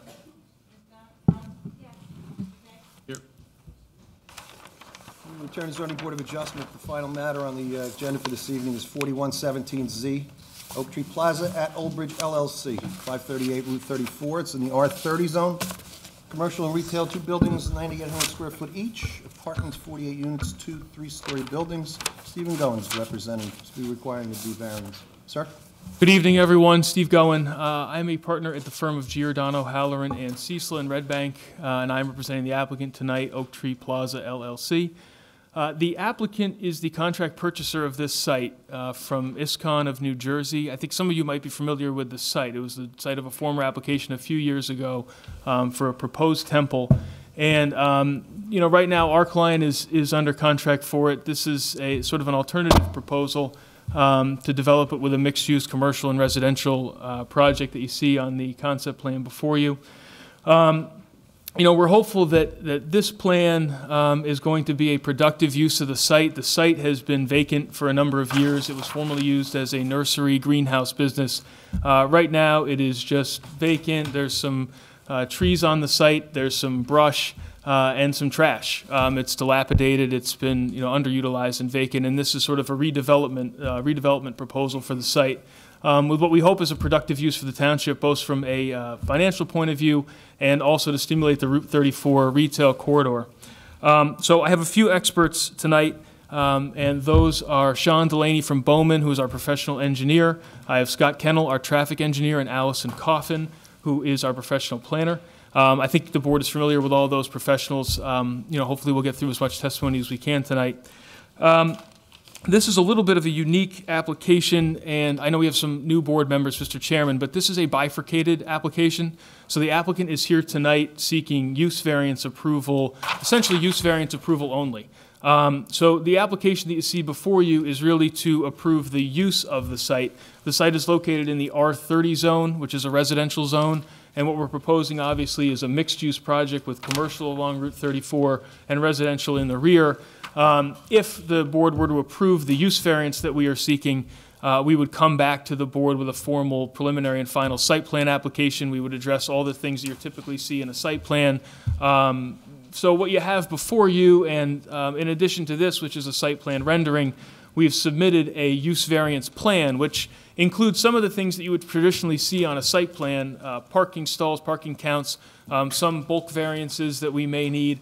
But really, at this point, the plan is conceptual, and the rationale for that is that we'd like to make sure that the board is comfortable with what we're proposing to do with the site in terms of a use, and then obviously we'd come back, we would address some of the professionals' concerns with respect to how the site would actually operate in the site plan phase. We did get review letters. We got a review letter from the planner and the board's planner and the board's engineer and also the fire marshal. Right at the outset, we'll go through some of the comments in those letters as we go through, but in general, we're able to comply with the comments in those letters. A lot of them have to actually do with the site design, which we would defer to the site plan phase of the application. There are some questions about the use. One of those was about affordable housing. I just want to make everybody aware right at the outset that we didn't include it as part of our initial application, what we were going to do to address our affordable housing obligation. We will comply with the township ordinance, whatever that requirement might be. So I just want to make sure we get that right out front. And then there was a fire marshal review letter today that we got, or maybe yesterday that we got, and I just wanted everybody to know that we did look at those comments, and we believe we'll be able to address those. Likely after the board were to grant the use variance approval, if it's granted, we would sit down with the fire marshal and try to address those comments in terms of the site plan. There were some fire access lanes and things like that that we need to address on our site plan, but we will endeavor to comply with those. So without going into too much more of my own rhetoric here, I would like to bring up Sean Delaney, our engineer, to walk you through the concept plan. You solemnly swear to tell the truth, the whole truth, and nothing but the whole truth, so help you God? I do. Why don't you state your name, spelling for the record, and your affiliation to the applicant, please? Certainly. My name is Sean Delaney, D-E-L-A-N-Y. I'm a licensed professional engineer and a principal with Bowman Consulting out of our freehold office at 303 Main Street. I've been licensed in the state since 2003. I've been involved with several planning zoning board applications, designs, testimony before boards over my career. Bachelor of Science in Civil Engineering from NJIT, and over about 20 years experience in the field. Accepted. Thank you very much. Okay, so Mr. Delaney, you prepared the plan for tonight's hearing, correct? I did. And if you don't mind, could you give the board an overview of what we're proposing in terms of a concept for this site? Certainly. The site is located at 538 Highway 34, identified as Block 11252.14, Lot 21.11. The site is 6.3 acres in area. It's an irregular shaped property. As Mr. Goen pointed out, it was a former nursery, a landscape facility. There are some existing buildings on site and been underused over the past few years. If the application should receive approval, and go forward site plans. All that stuff will be cleared out, obviously, for the proposed development. Currently, access is provided at the the northwest corner, actually on the residential property adjacent to us through a driveway to the site. There is no curb cut onto the property directly as it exists. It's on Route 34, a two-lane highway with a center turning lane across the entire frontage of the property. Important to note, there is a bus stop also on the site on the eastern side, eastern third of the property, with a sidewalk that extends down to Sheila Court in that location. There are two environmental areas that were identified also on the site previously with the previous application, a pond in the back of the site and a wetland feature that was identified and approved by the DEP a couple years ago that we will obviously have to reapprove for the application if it moves forward. Finally, the site there's some existing vegetation along the frontage of the site and scattered throughout the perimeter of the site as well, with a heavy concentration down at the intersection of 34 and Sheila Court. Site topography, there's a high spot at the northwest corner by the residential property, and there's a ridge line through the site which drains half of it approximately towards the residences back at Sheila Court and the other half towards Route 34 to a low point and inlet structures down at the intersection of 34 and Sheila Court. The site, as Mr. Goen pointed out, is in the R30 zone. The zone does not permit multifamily residences and retail uses. It does permit townhouses, which are a typical type of a multifamily, just not an apartment type building. Surrounding uses to the north across the street, is directly across the street from the driveway that we're proposing is Canyon Woods Drive, which is a multifamily townhouse development in the R6 zone. To the east, Sheila Court, as I pointed out, and further east, as you get past Sheila Court, is a commercial corridor down that is all located in the R5 zone along Route 34. The west is the single-family development, the white box to the on the right of the plan, and then further down is Highview Terrace, which is zoned R30 as well. Across Highview Terrace is the beginning of the EDO zone, where the Kearney Bank is located. And then south, behind us, are single-family residences, about 3 or 4 residents adjacent to the property off of Sheila Court, also zoned in the R30 zoning district. What the applicant is proposing tonight is a mixed-use development to construct a retail portion on the front half of the site and residential apartments at the rear site, at the rear of the property. Retail will be 19,600 square feet. Fronting on Route 34, 2 buildings, each approximately 9,800 square feet in area. The residential buildings at the rear of the site, once again, 2 buildings housing 24 apartment units each for a total of 48 units in a 3-story structure.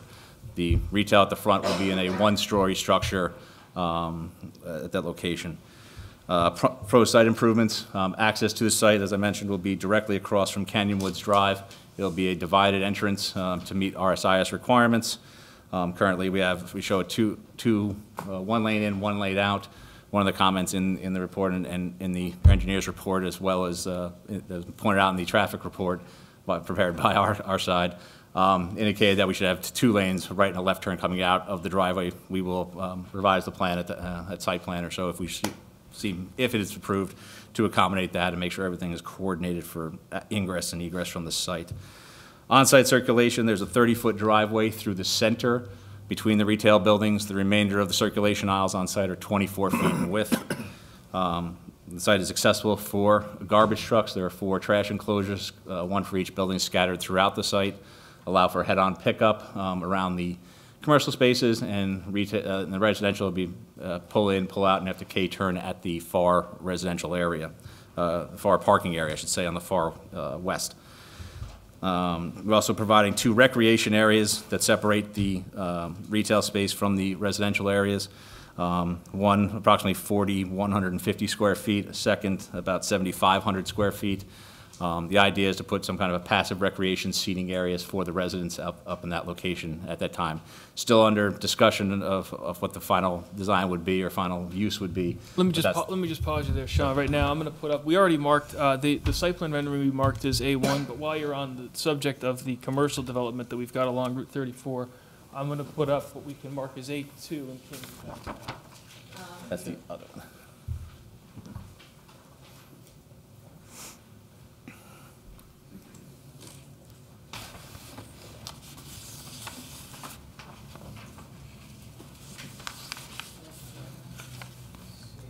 Yeah, this will be A2. And for the record, I did not mention what A1 was. A1 is a 2D color rendering of the use variance plan that was provided, that has added some landscaping and color to show the green areas and paved areas and how the building and site would lay out as we see it right now.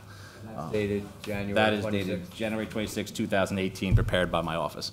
Okay, so I didn't mean to derail you, Sean. It's okay. You were on a roll, but you were kind of starting along Route 34 at the entrance to the site and walking the board through the commercial portion of the development, which is, I think, a good opportunity to put up A2, which if you could just identify that for the board. Certainly. A2 is a three-dimensional rendering of the concept plan showing the front commercial or retail buildings from a diagonal view looking in a southwesterly direction from across the street. It's just off-center from the end of the easternmost building looking back towards the center. Yeah, and again, prepared by my office, I believe it is dated 1/26/18. And this is just this is a conceptual rendering of what the commercial would look like, subject obviously to site plan approval, where we would submit formal architectural plans and things like that. Correct. It's a style of building that the applicant has a preference for, likes, and believes is aesthetically pleasing, and something like this is what his vision is for the property. Okay, so why don't you walk the board from the entrance through the commercial and then back through the residential as you were? Certainly. As I mentioned, you enter off of Route 34, full access into and out of the site, left turns, right turns in and out, two-way circulation throughout the property. As I mentioned, 24-foot drive aisles. Parking is provided in two separate areas, essentially split up between the residential and commercial regions. Around the retail areas, we are proposing 105 parking spaces with 9x18 dimensions. Ordinance requires 98 spaces at 5 per 1,000 at 10x20. There's some comments from the engineer we'll address in a little bit, but we do request a design waiver for those spaces at that location around the retail space. We are required, based on the number we're proposing, to have 5 handicap spaces, and we provided 6 of those along the frontage of the retail uses. The residential spaces at the back, the plan that was submitted actually incorrectly provided one of the parking requirements for the units. RSIS defines a 3-story apartment building as a mid-rise building which uses a garden apartment criteria as opposed to a townhouse criteria that was used on the plan shown. So what that does, it reduces the 2-bedroom unit count from 2.3 parking spaces down to 2 parking spaces required. Essentially, it requires 10 less parking spaces for the residential use. So therefore, that the site would require a total of 93 and not 103 as submitted. There are 105 spaces shown, all 9x18 in dimensions. That 9x18 complies with RSIS standards. And for 93 spaces, for the 105, we need 5 handicap spaces again for the location. While you're in the back of the property here talking about the residential, I'm going to put up Exhibit A3.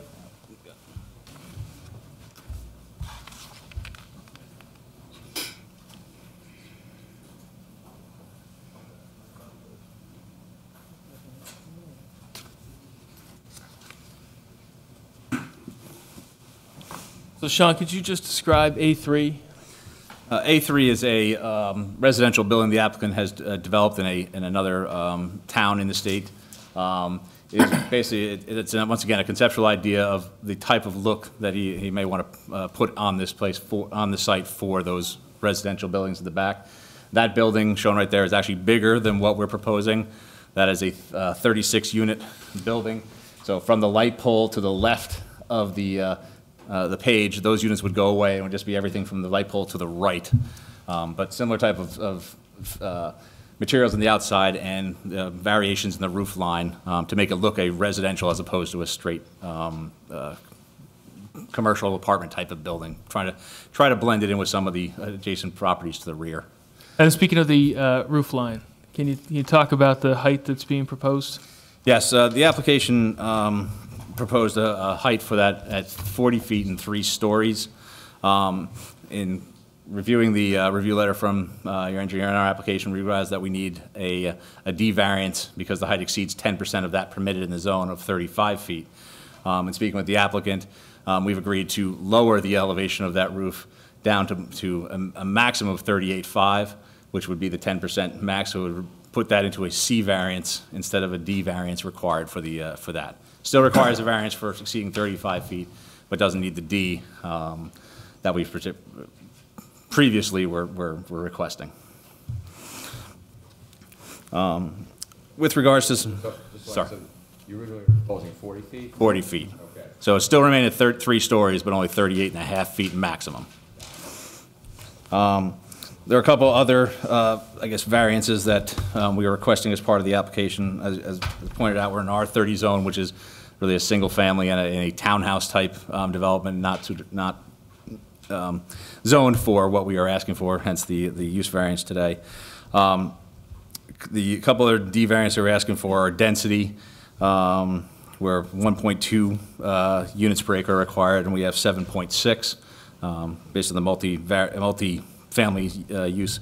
Max FAR 0.14 where permitted, where 0.27 is proposed. That's also that's a D4 variance. And then we do have some other C variances and waivers attached with the site plan based on the layout for the concept we have that I'll note that could be subject to change depending on comments from the board, and then final design, if it's approved, coming back for site plan that may be adjusted as we go. We have a rear yard setback to the residence on Sheila Court, 75 feet required. We're proposing 50. We talked about the max building height.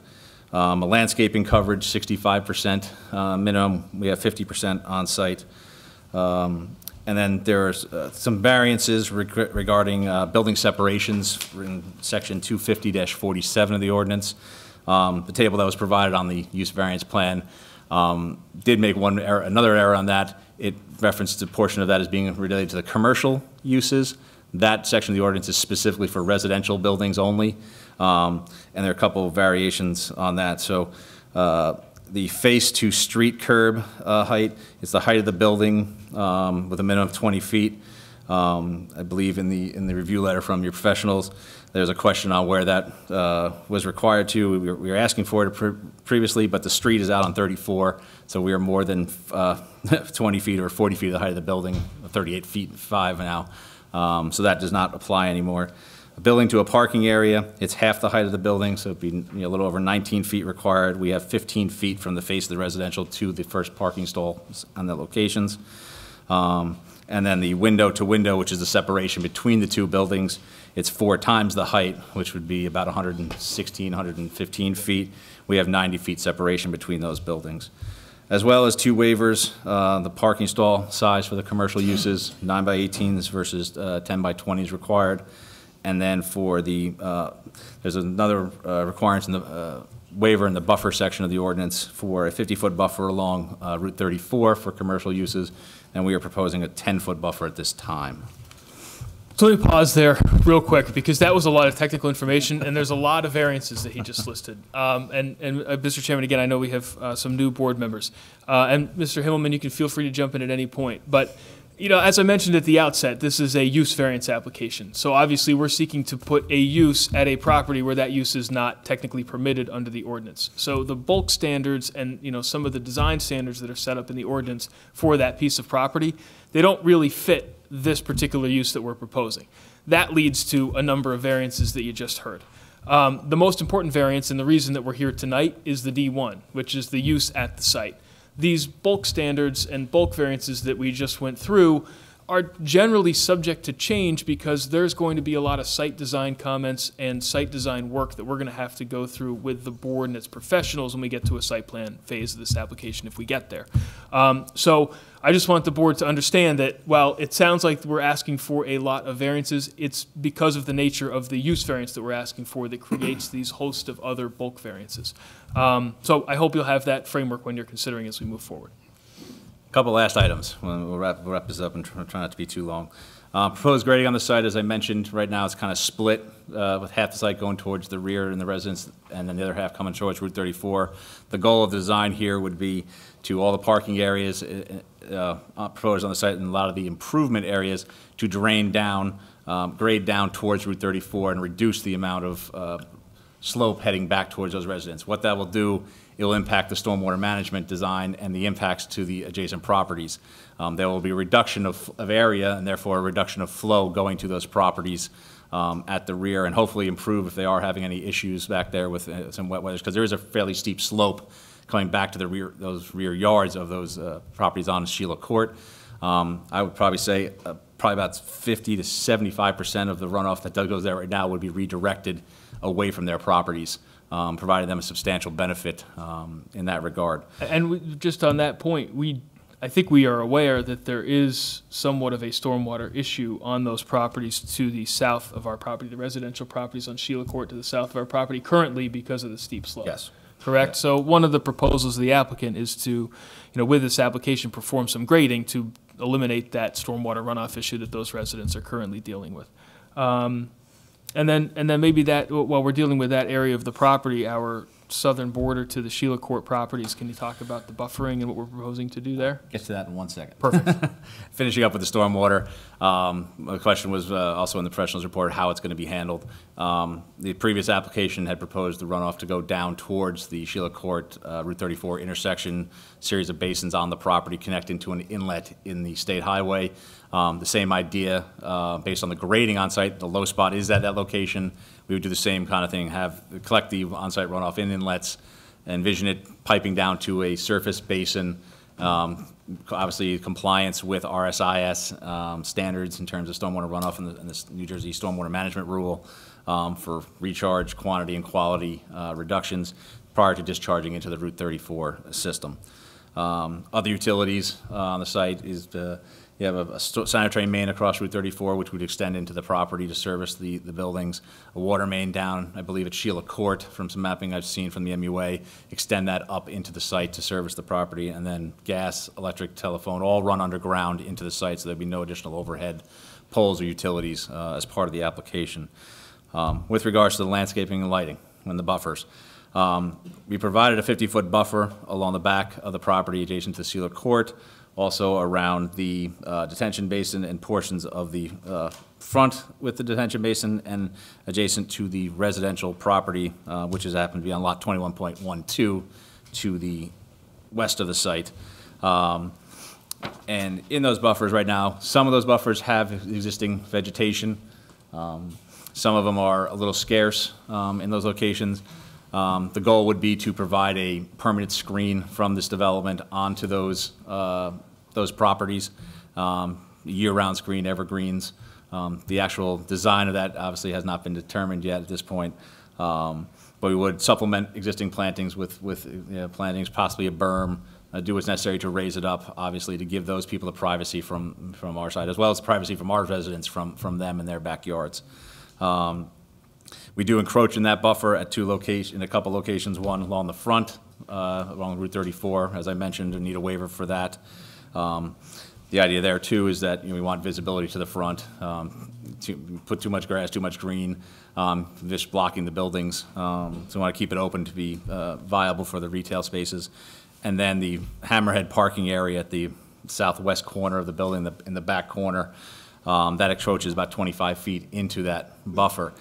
It should be noted that immediately adjacent to that property is an open space lot. I believe it looks like it's undeveloped. It looks like it was reserved as open space associated with the subdivision for Sheila Court.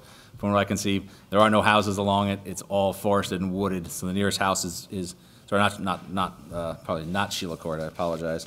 Canyon Woods. Where is it? Highview Terrace, that's the one.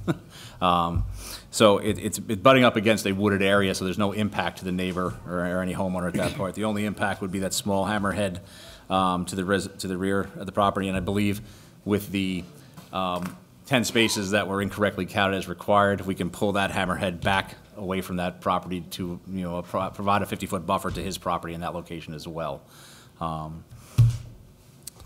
Yeah, from the existing plantings, I believe that, what we would propose or would work out would be an improvement in a lot of areas. I know there's a couple lots, down at lot 5, I believe in lot 6, there's an area back there that is sparsely landscaped that we would supplement substantially with plantings to improve their buffering and privacy. Before I forget, since we're still on sort of the residential and the rear buffer, or the southern buffer, I just want to show A4. So if you could just, Sean.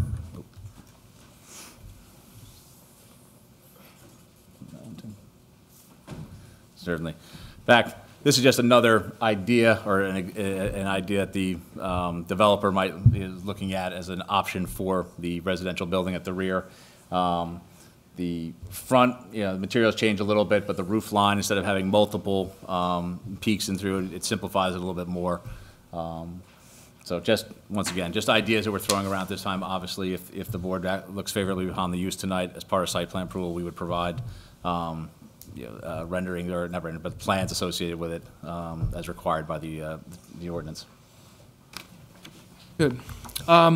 Really quickly, we did get a fire marshal review letter, and can we just touch on that briefly? Certainly. We'll work something out, essentially. Certainly. Got a review letter from Mr. Thomas Garrity, the fire marshal, dated 1/30/2018.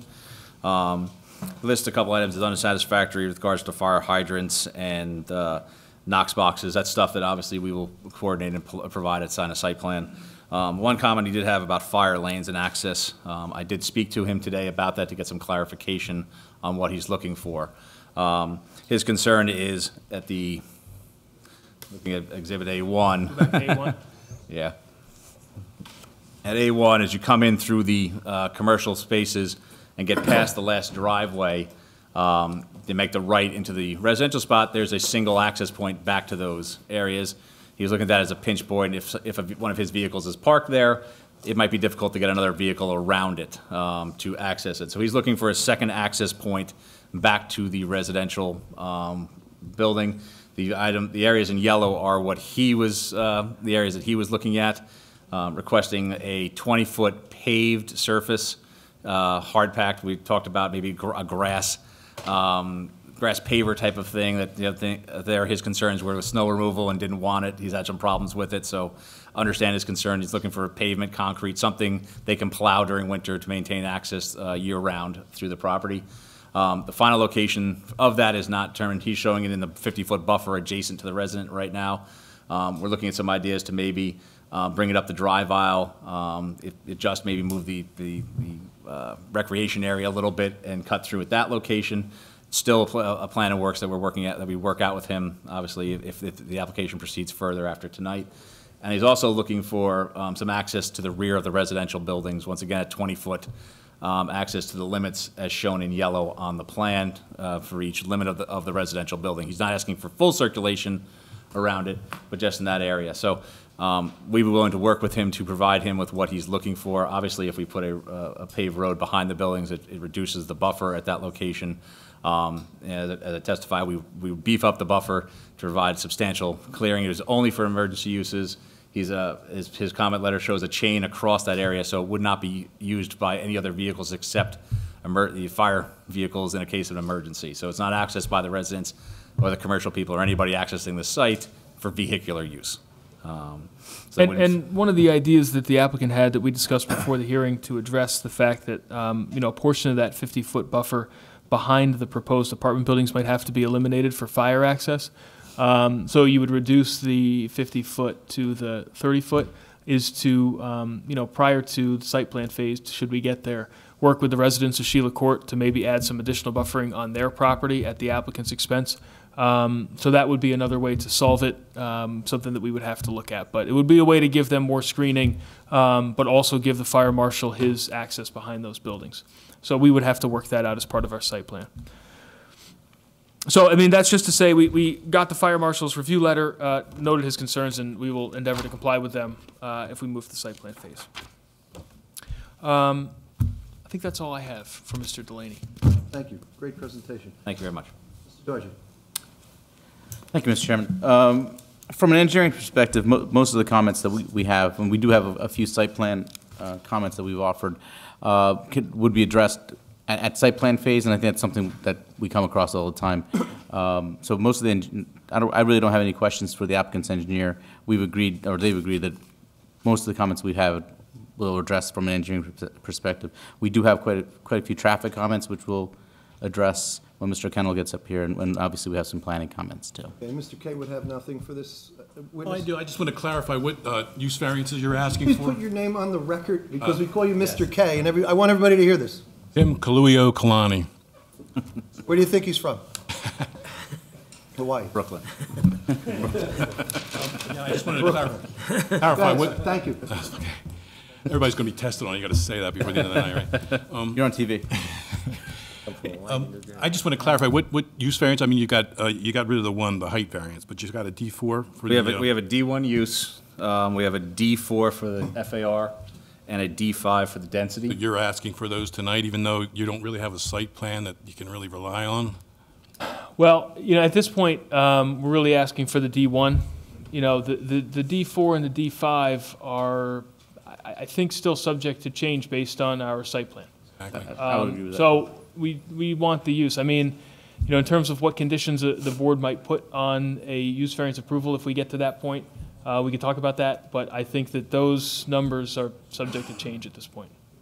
My only question, I guess, for the professionals is, can you, without knowing what the proposed density is, can you give proper guidance to the board on the D1? That's the question.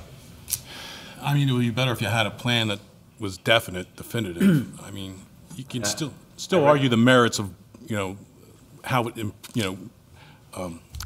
addresses the master plan and the land use variance. I mean, you could do that. Obviously, you can't do the density. You can't do the floor area ratio. I mean, as far as the use goes, I mean, I see, you had some issues with the site plan before as contained in our letters. I mean, this thing with the fire lanes in back of the residential units, that's going to complicate things. So, I mean, I see some pretty major changes.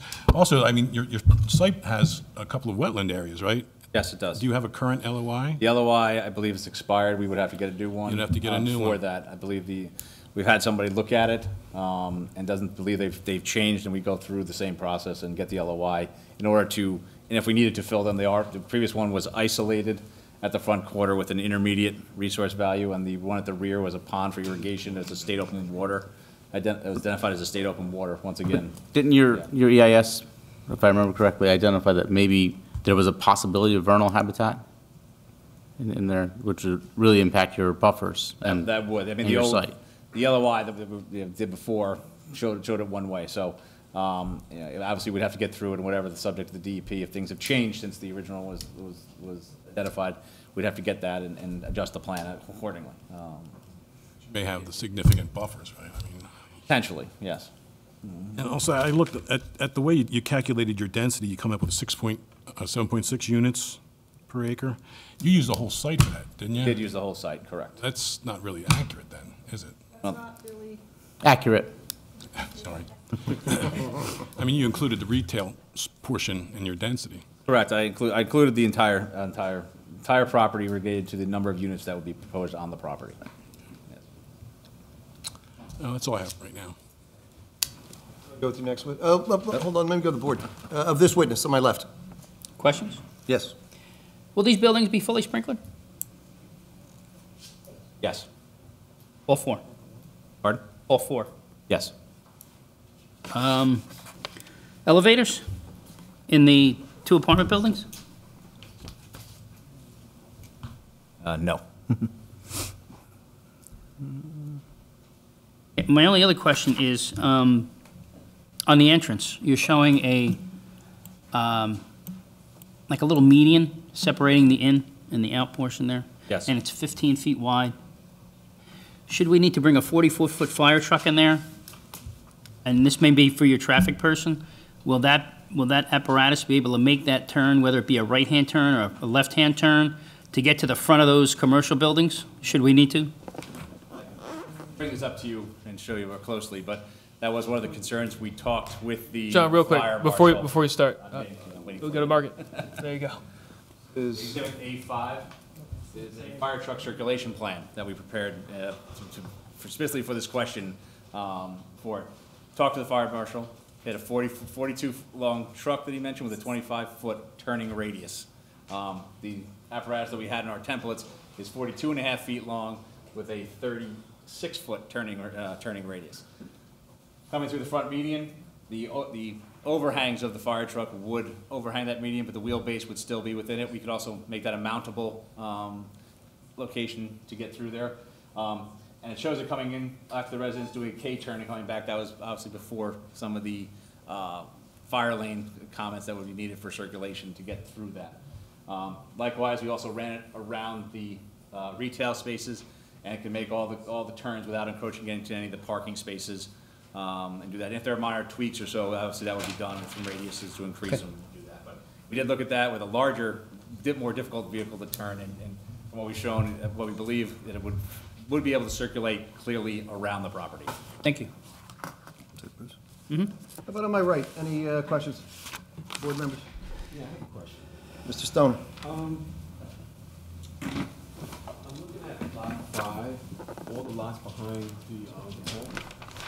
There's no detail of streets or anything on it? We don't know what lot I'm looking at. Lot 5 is at the end of the cul-de-sac. Yeah, but there's no names, like street names or anything like that. I mean, you guys didn't put any detail. Maybe I'm misunderstanding what you're asking. Talking about tax lot 5 over here? I don't think it is a street. It's a back of a, Is it? these are houses to the left. You're talking this street right back here. I believe that's the Sophia Court. That's Sheila Court. The Sheila Court extended. And it comes up around and makes the right back on, actually doesn't show up anyone, on the plan that was submitted, coming up Sheila Court into where the property owners list is, it makes a right turn and comes into the cul-de-sac over there. It also extends up further. All right, we're going to mark this. This is the, Oh, that's the old one. that's the old We one. don't want that one. That's the first plan. Where's yours? You can see it actually on the fire marshal's sketch. The road on to the left of the plan is the Sheila Court. It comes up and the cul-de-sac comes down, and right where the 200-foot property owners list is the bend in the road that gets to the cul-de-sac. And also, on Route 34, if you're going south, I guess you make a right turn into the retail store? Not that look, so I'm assuming that's leaving the right turn, right? I'm looking at the plan. Talking about here? Yeah. Right in, Yeah. right in, yeah. So now, if you're going northbound, where would you make the left turn? Right at the intersection, same spot. It's not restricting. So it's not. It's a full driveway. The median is there to function because of the residential use at the back. RSI states that there's only one access point to a site, one way in and out, in order to, in case something happens at the entrance and blocks a portion of it, put a divided median that satisfies for essentially acting as 2 driveways in and out of the site for emergency vehicles. Once you get past into the first drive aisle, if anything happens, I can circulate and get in and out from the residential piece, obviously except if it was closed off at the back of the, by those parking spots. But that is a function of an RSI's requirement to separate it to provide for emergency access in case of That's the only way in and out? Correct. And that is subject to DOT approval, and Mr. Kennel will talk more about that. Thank you. Yes, Yeah, I do have one more. I do have one more question. We'll get back to you next, Bruce. Mr. Thompson?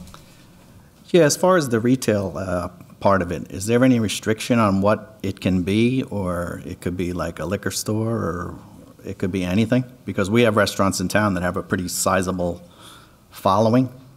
So there's at times where they use like 40 spots of their own. So you said the total of spots was how many? We have 100 and... Between the whole project, I mean. Well, we were separating out because the residential use is going to park separately for residential.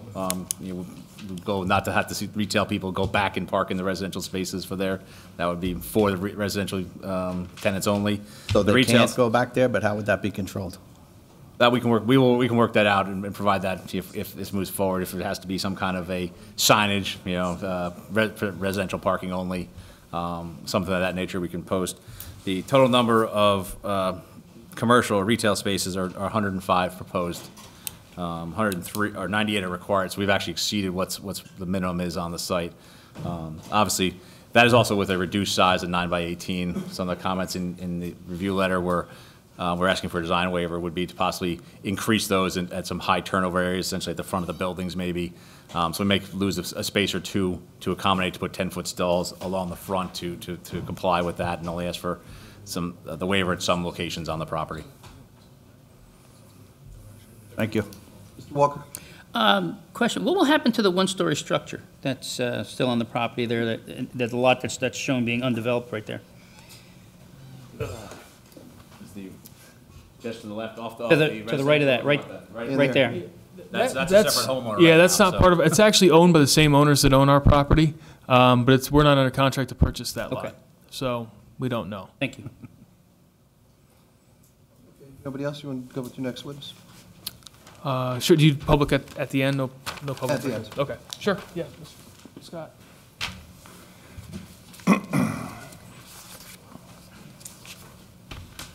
You solemnly swear to tell the truth, the whole truth, and nothing but the truth, so help you God? I do. Please state your name, spell your last name, and your professional affiliation to the applicant, please. Yes. Scott Kennel, Kennel, with McDonough and Ray Associates, located at 1431 Lakewood Road, Manasquan. I have over 35 years of traffic and transportation planning experience. I've testified in over 100 municipalities, many times before this board. I've prepared over 500 traffic impact studies. I've also been involved in at least 500 NJDOT access permits over the 35 years. Mr. Cannell is well known to all of us, perhaps not the new members, but you'll probably see him again. We accept. Thank you. So, Scott, you know the drill. Yes. Let's talk about traffic. Okay. Our firm prepared a traffic study, submitted to the board. It's dated October 23, 2017. And as part of that investigation, it's broken down into phases. The first phase is data collection of existing conditions, traffic volumes. Second phase is traffic projections. And then we have another phase that deals with future traffic conditions. And then we conclude with the fourth phase deals with the site plan and access. So as far as existing conditions, we inventoried existing traffic conditions along 34, as Mr. Delaney stated. Route 34 in this location provides one through lane in each direction, separated by a two-way left turn lane. It is posted for 50 miles per hour. And you have a number of type of uses, commercial and residential, along this section of Route 34. Manual turning movement traffic counts were conducted at the intersection of Canyon Woods Drive, and that would be the southerly intersection with Route 34, since our access is proposed to align opposite that roadway. Traffic counts were conducted in August from 7 to 9 a.m. and also 3 to 6 p.m.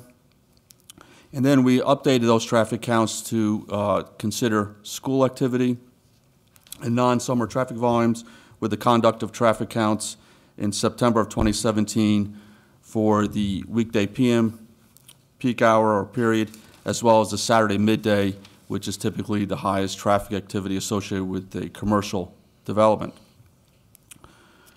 It was determined that and we analyzed the AM, PM, and Saturday peak hours in our traffic report. As far as the AM peak hour, as I mentioned, data was collected in August. Those volumes, base volumes, were adjusted based on the data we collected during the weekday PM peak hour, because there was a comment raised in the review letter. And then the next phase was to determine how much traffic would be generated. The Institute of Transportation Engineers published a trip generation manual. It was recently updated this past in August of 2017, and used that data based on the land uses proposed for this site. And as far as the residential uses, it's projected to generate approximately 30 trips during the peak hours, whereas the retail uses would generate approximately 165 trips during the peak hours analyzed. It's important to recognize, as far as the retail component, this type of retail use will experience, will have service-oriented type of retail uses, which will it will accommodate traffic that is on the local roadway. I mean, basically we have what we call pass-by trips. Traffic that's already on the roadway would patronize, is likely would patronize the potential tenants on this site. Once we have to know the traffic projections, then we analyzed future traffic conditions, and we considered a 2022 design year and expanded the base traffic volumes to that design year by consulting background traffic growth rates published by the New Jersey Department of Transportation. And based on the data they provided or they have published, Route 34 in this area is experiencing a growth rate of 1% per year, and that was applied to develop the 2022 pre-development traffic volumes. From that, then was surcharged the projected traffic volumes from this mixed-use development. And as far as site traffic distribution, given the existing traffic patterns, the location of employment centers, shopping opportunities, traffic was distributed from this site 50% to and from the north and 50% to and from the south when we assigned the traffic to the site access. So in analyzing and having the traffic projections for 2022, it was determined that during the morning peak hour, the site driveway would operate a level service C. Again, in analyzing an intersection, desirable design threshold is level service D. During the morning, we're showing a level service C, whereas for the PM peak hour and Saturday peak hour, we projected a level service D. And that took into consideration, as Mr. Delaney stated, of providing a two-lane exit from this site so you can segregate the left and right turn movements. As the analysis indicates, left turns would have some delays associated with that because they need to deal with two directions of traffic flow. So in my opinion, it's beneficial to provide a right turn lane so that they're not held up by those people waiting to make left turns and make that driveway much more efficient.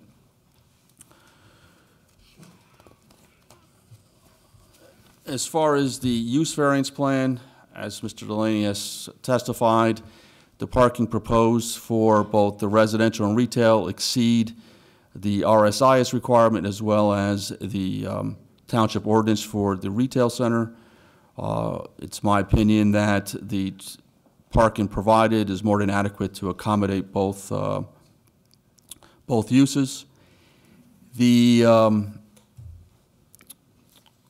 The on-site design can accommodate large wheelbase vehicles, as Mr. Delaney testified earlier as well. As far as the driveway location opposite Kenyon Woods Drive, the site distance available along Route 34 meets and exceeds the recommended standards that would be under NJDOT review. So in summary, the site access onto Route 34 would operate well within the accepted levels of service. As I stated, a level service C during the morning peak hour and a level service D for the exit movements during the weekday PM and Saturday midday hours. I also need to state that as far as the other critical movement that is evaluated is left turn movements into the site, and those are projected to operate at level service A for all peak hours analyzed. And I think many of the other comments are really pertain to future site plan issues, but again, generally speaking, the parking provided meets and exceeds the recommended standards, and the site provides positive on-site circulation. So I don't have a lot more to add to that. Maybe you want to open it up to your, I know there's some traffic comments from your professionals. Ms. Drum? Yeah, thank you. Thank you, Chairman. You know, for the traffic study that Scott's office did, I agree was performed in generally accepted standards. Generally agree with what Scott had. Scott, you made correct me if I'm wrong, did you say you did traffic counts in the weekday in September? That's correct.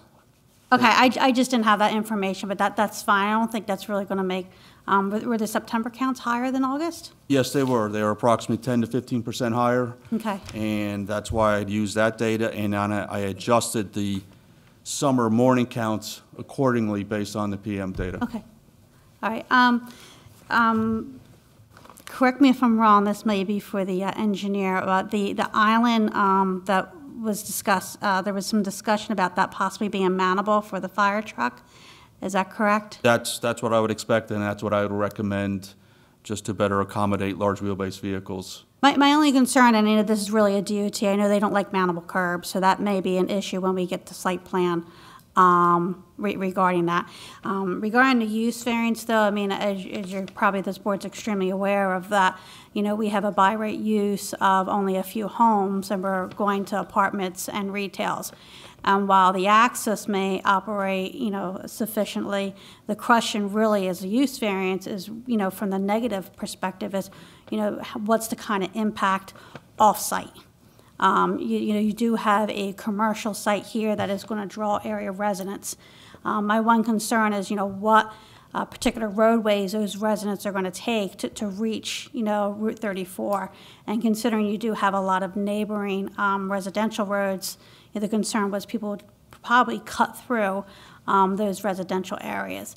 And you know, as a use variance, it's something the board needs to take into account that while the access will operate sufficiently and likely will be approved per DOT, it's really what I want to call those tentacles that extend outward. And it's not something I know Mr. Kennel's office has really addressed in the traffic study, but it's something the board may want to hear more as you consider the use variance part. And I can expand upon that. I guess one of the comments raised is, as far as the impacts on this Brow Road leading down towards Amboy Avenue. And I understand and have driven it, that there's a section there that is narrow and just to the, I guess, south of Route 34. As far as this development, I would expect it to be a low volume utilizing Disbrow Road from there. I mean, the retail uses are really going to be oriented towards the Route 34 traffic. The residential developments in the area, whether it's across the street along Kenyon Woods Drive, other residential areas along Sheila Court and Highview Terrace would patronize them. Not to say there won't be some traffic on Disbrow Road, but I would expect that to be a small percentage from this site that would utilize that roadway. There's also a comment as far as studying other intersections on Route 34. Based on the amount of traffic to be generated by this mixed-use development, following the NJDOT criteria, there would not be we would not meet the criteria to study additional intersections on Route 34. And as a result, this project would we file as a major access application, which would not require an NJDOT traffic study.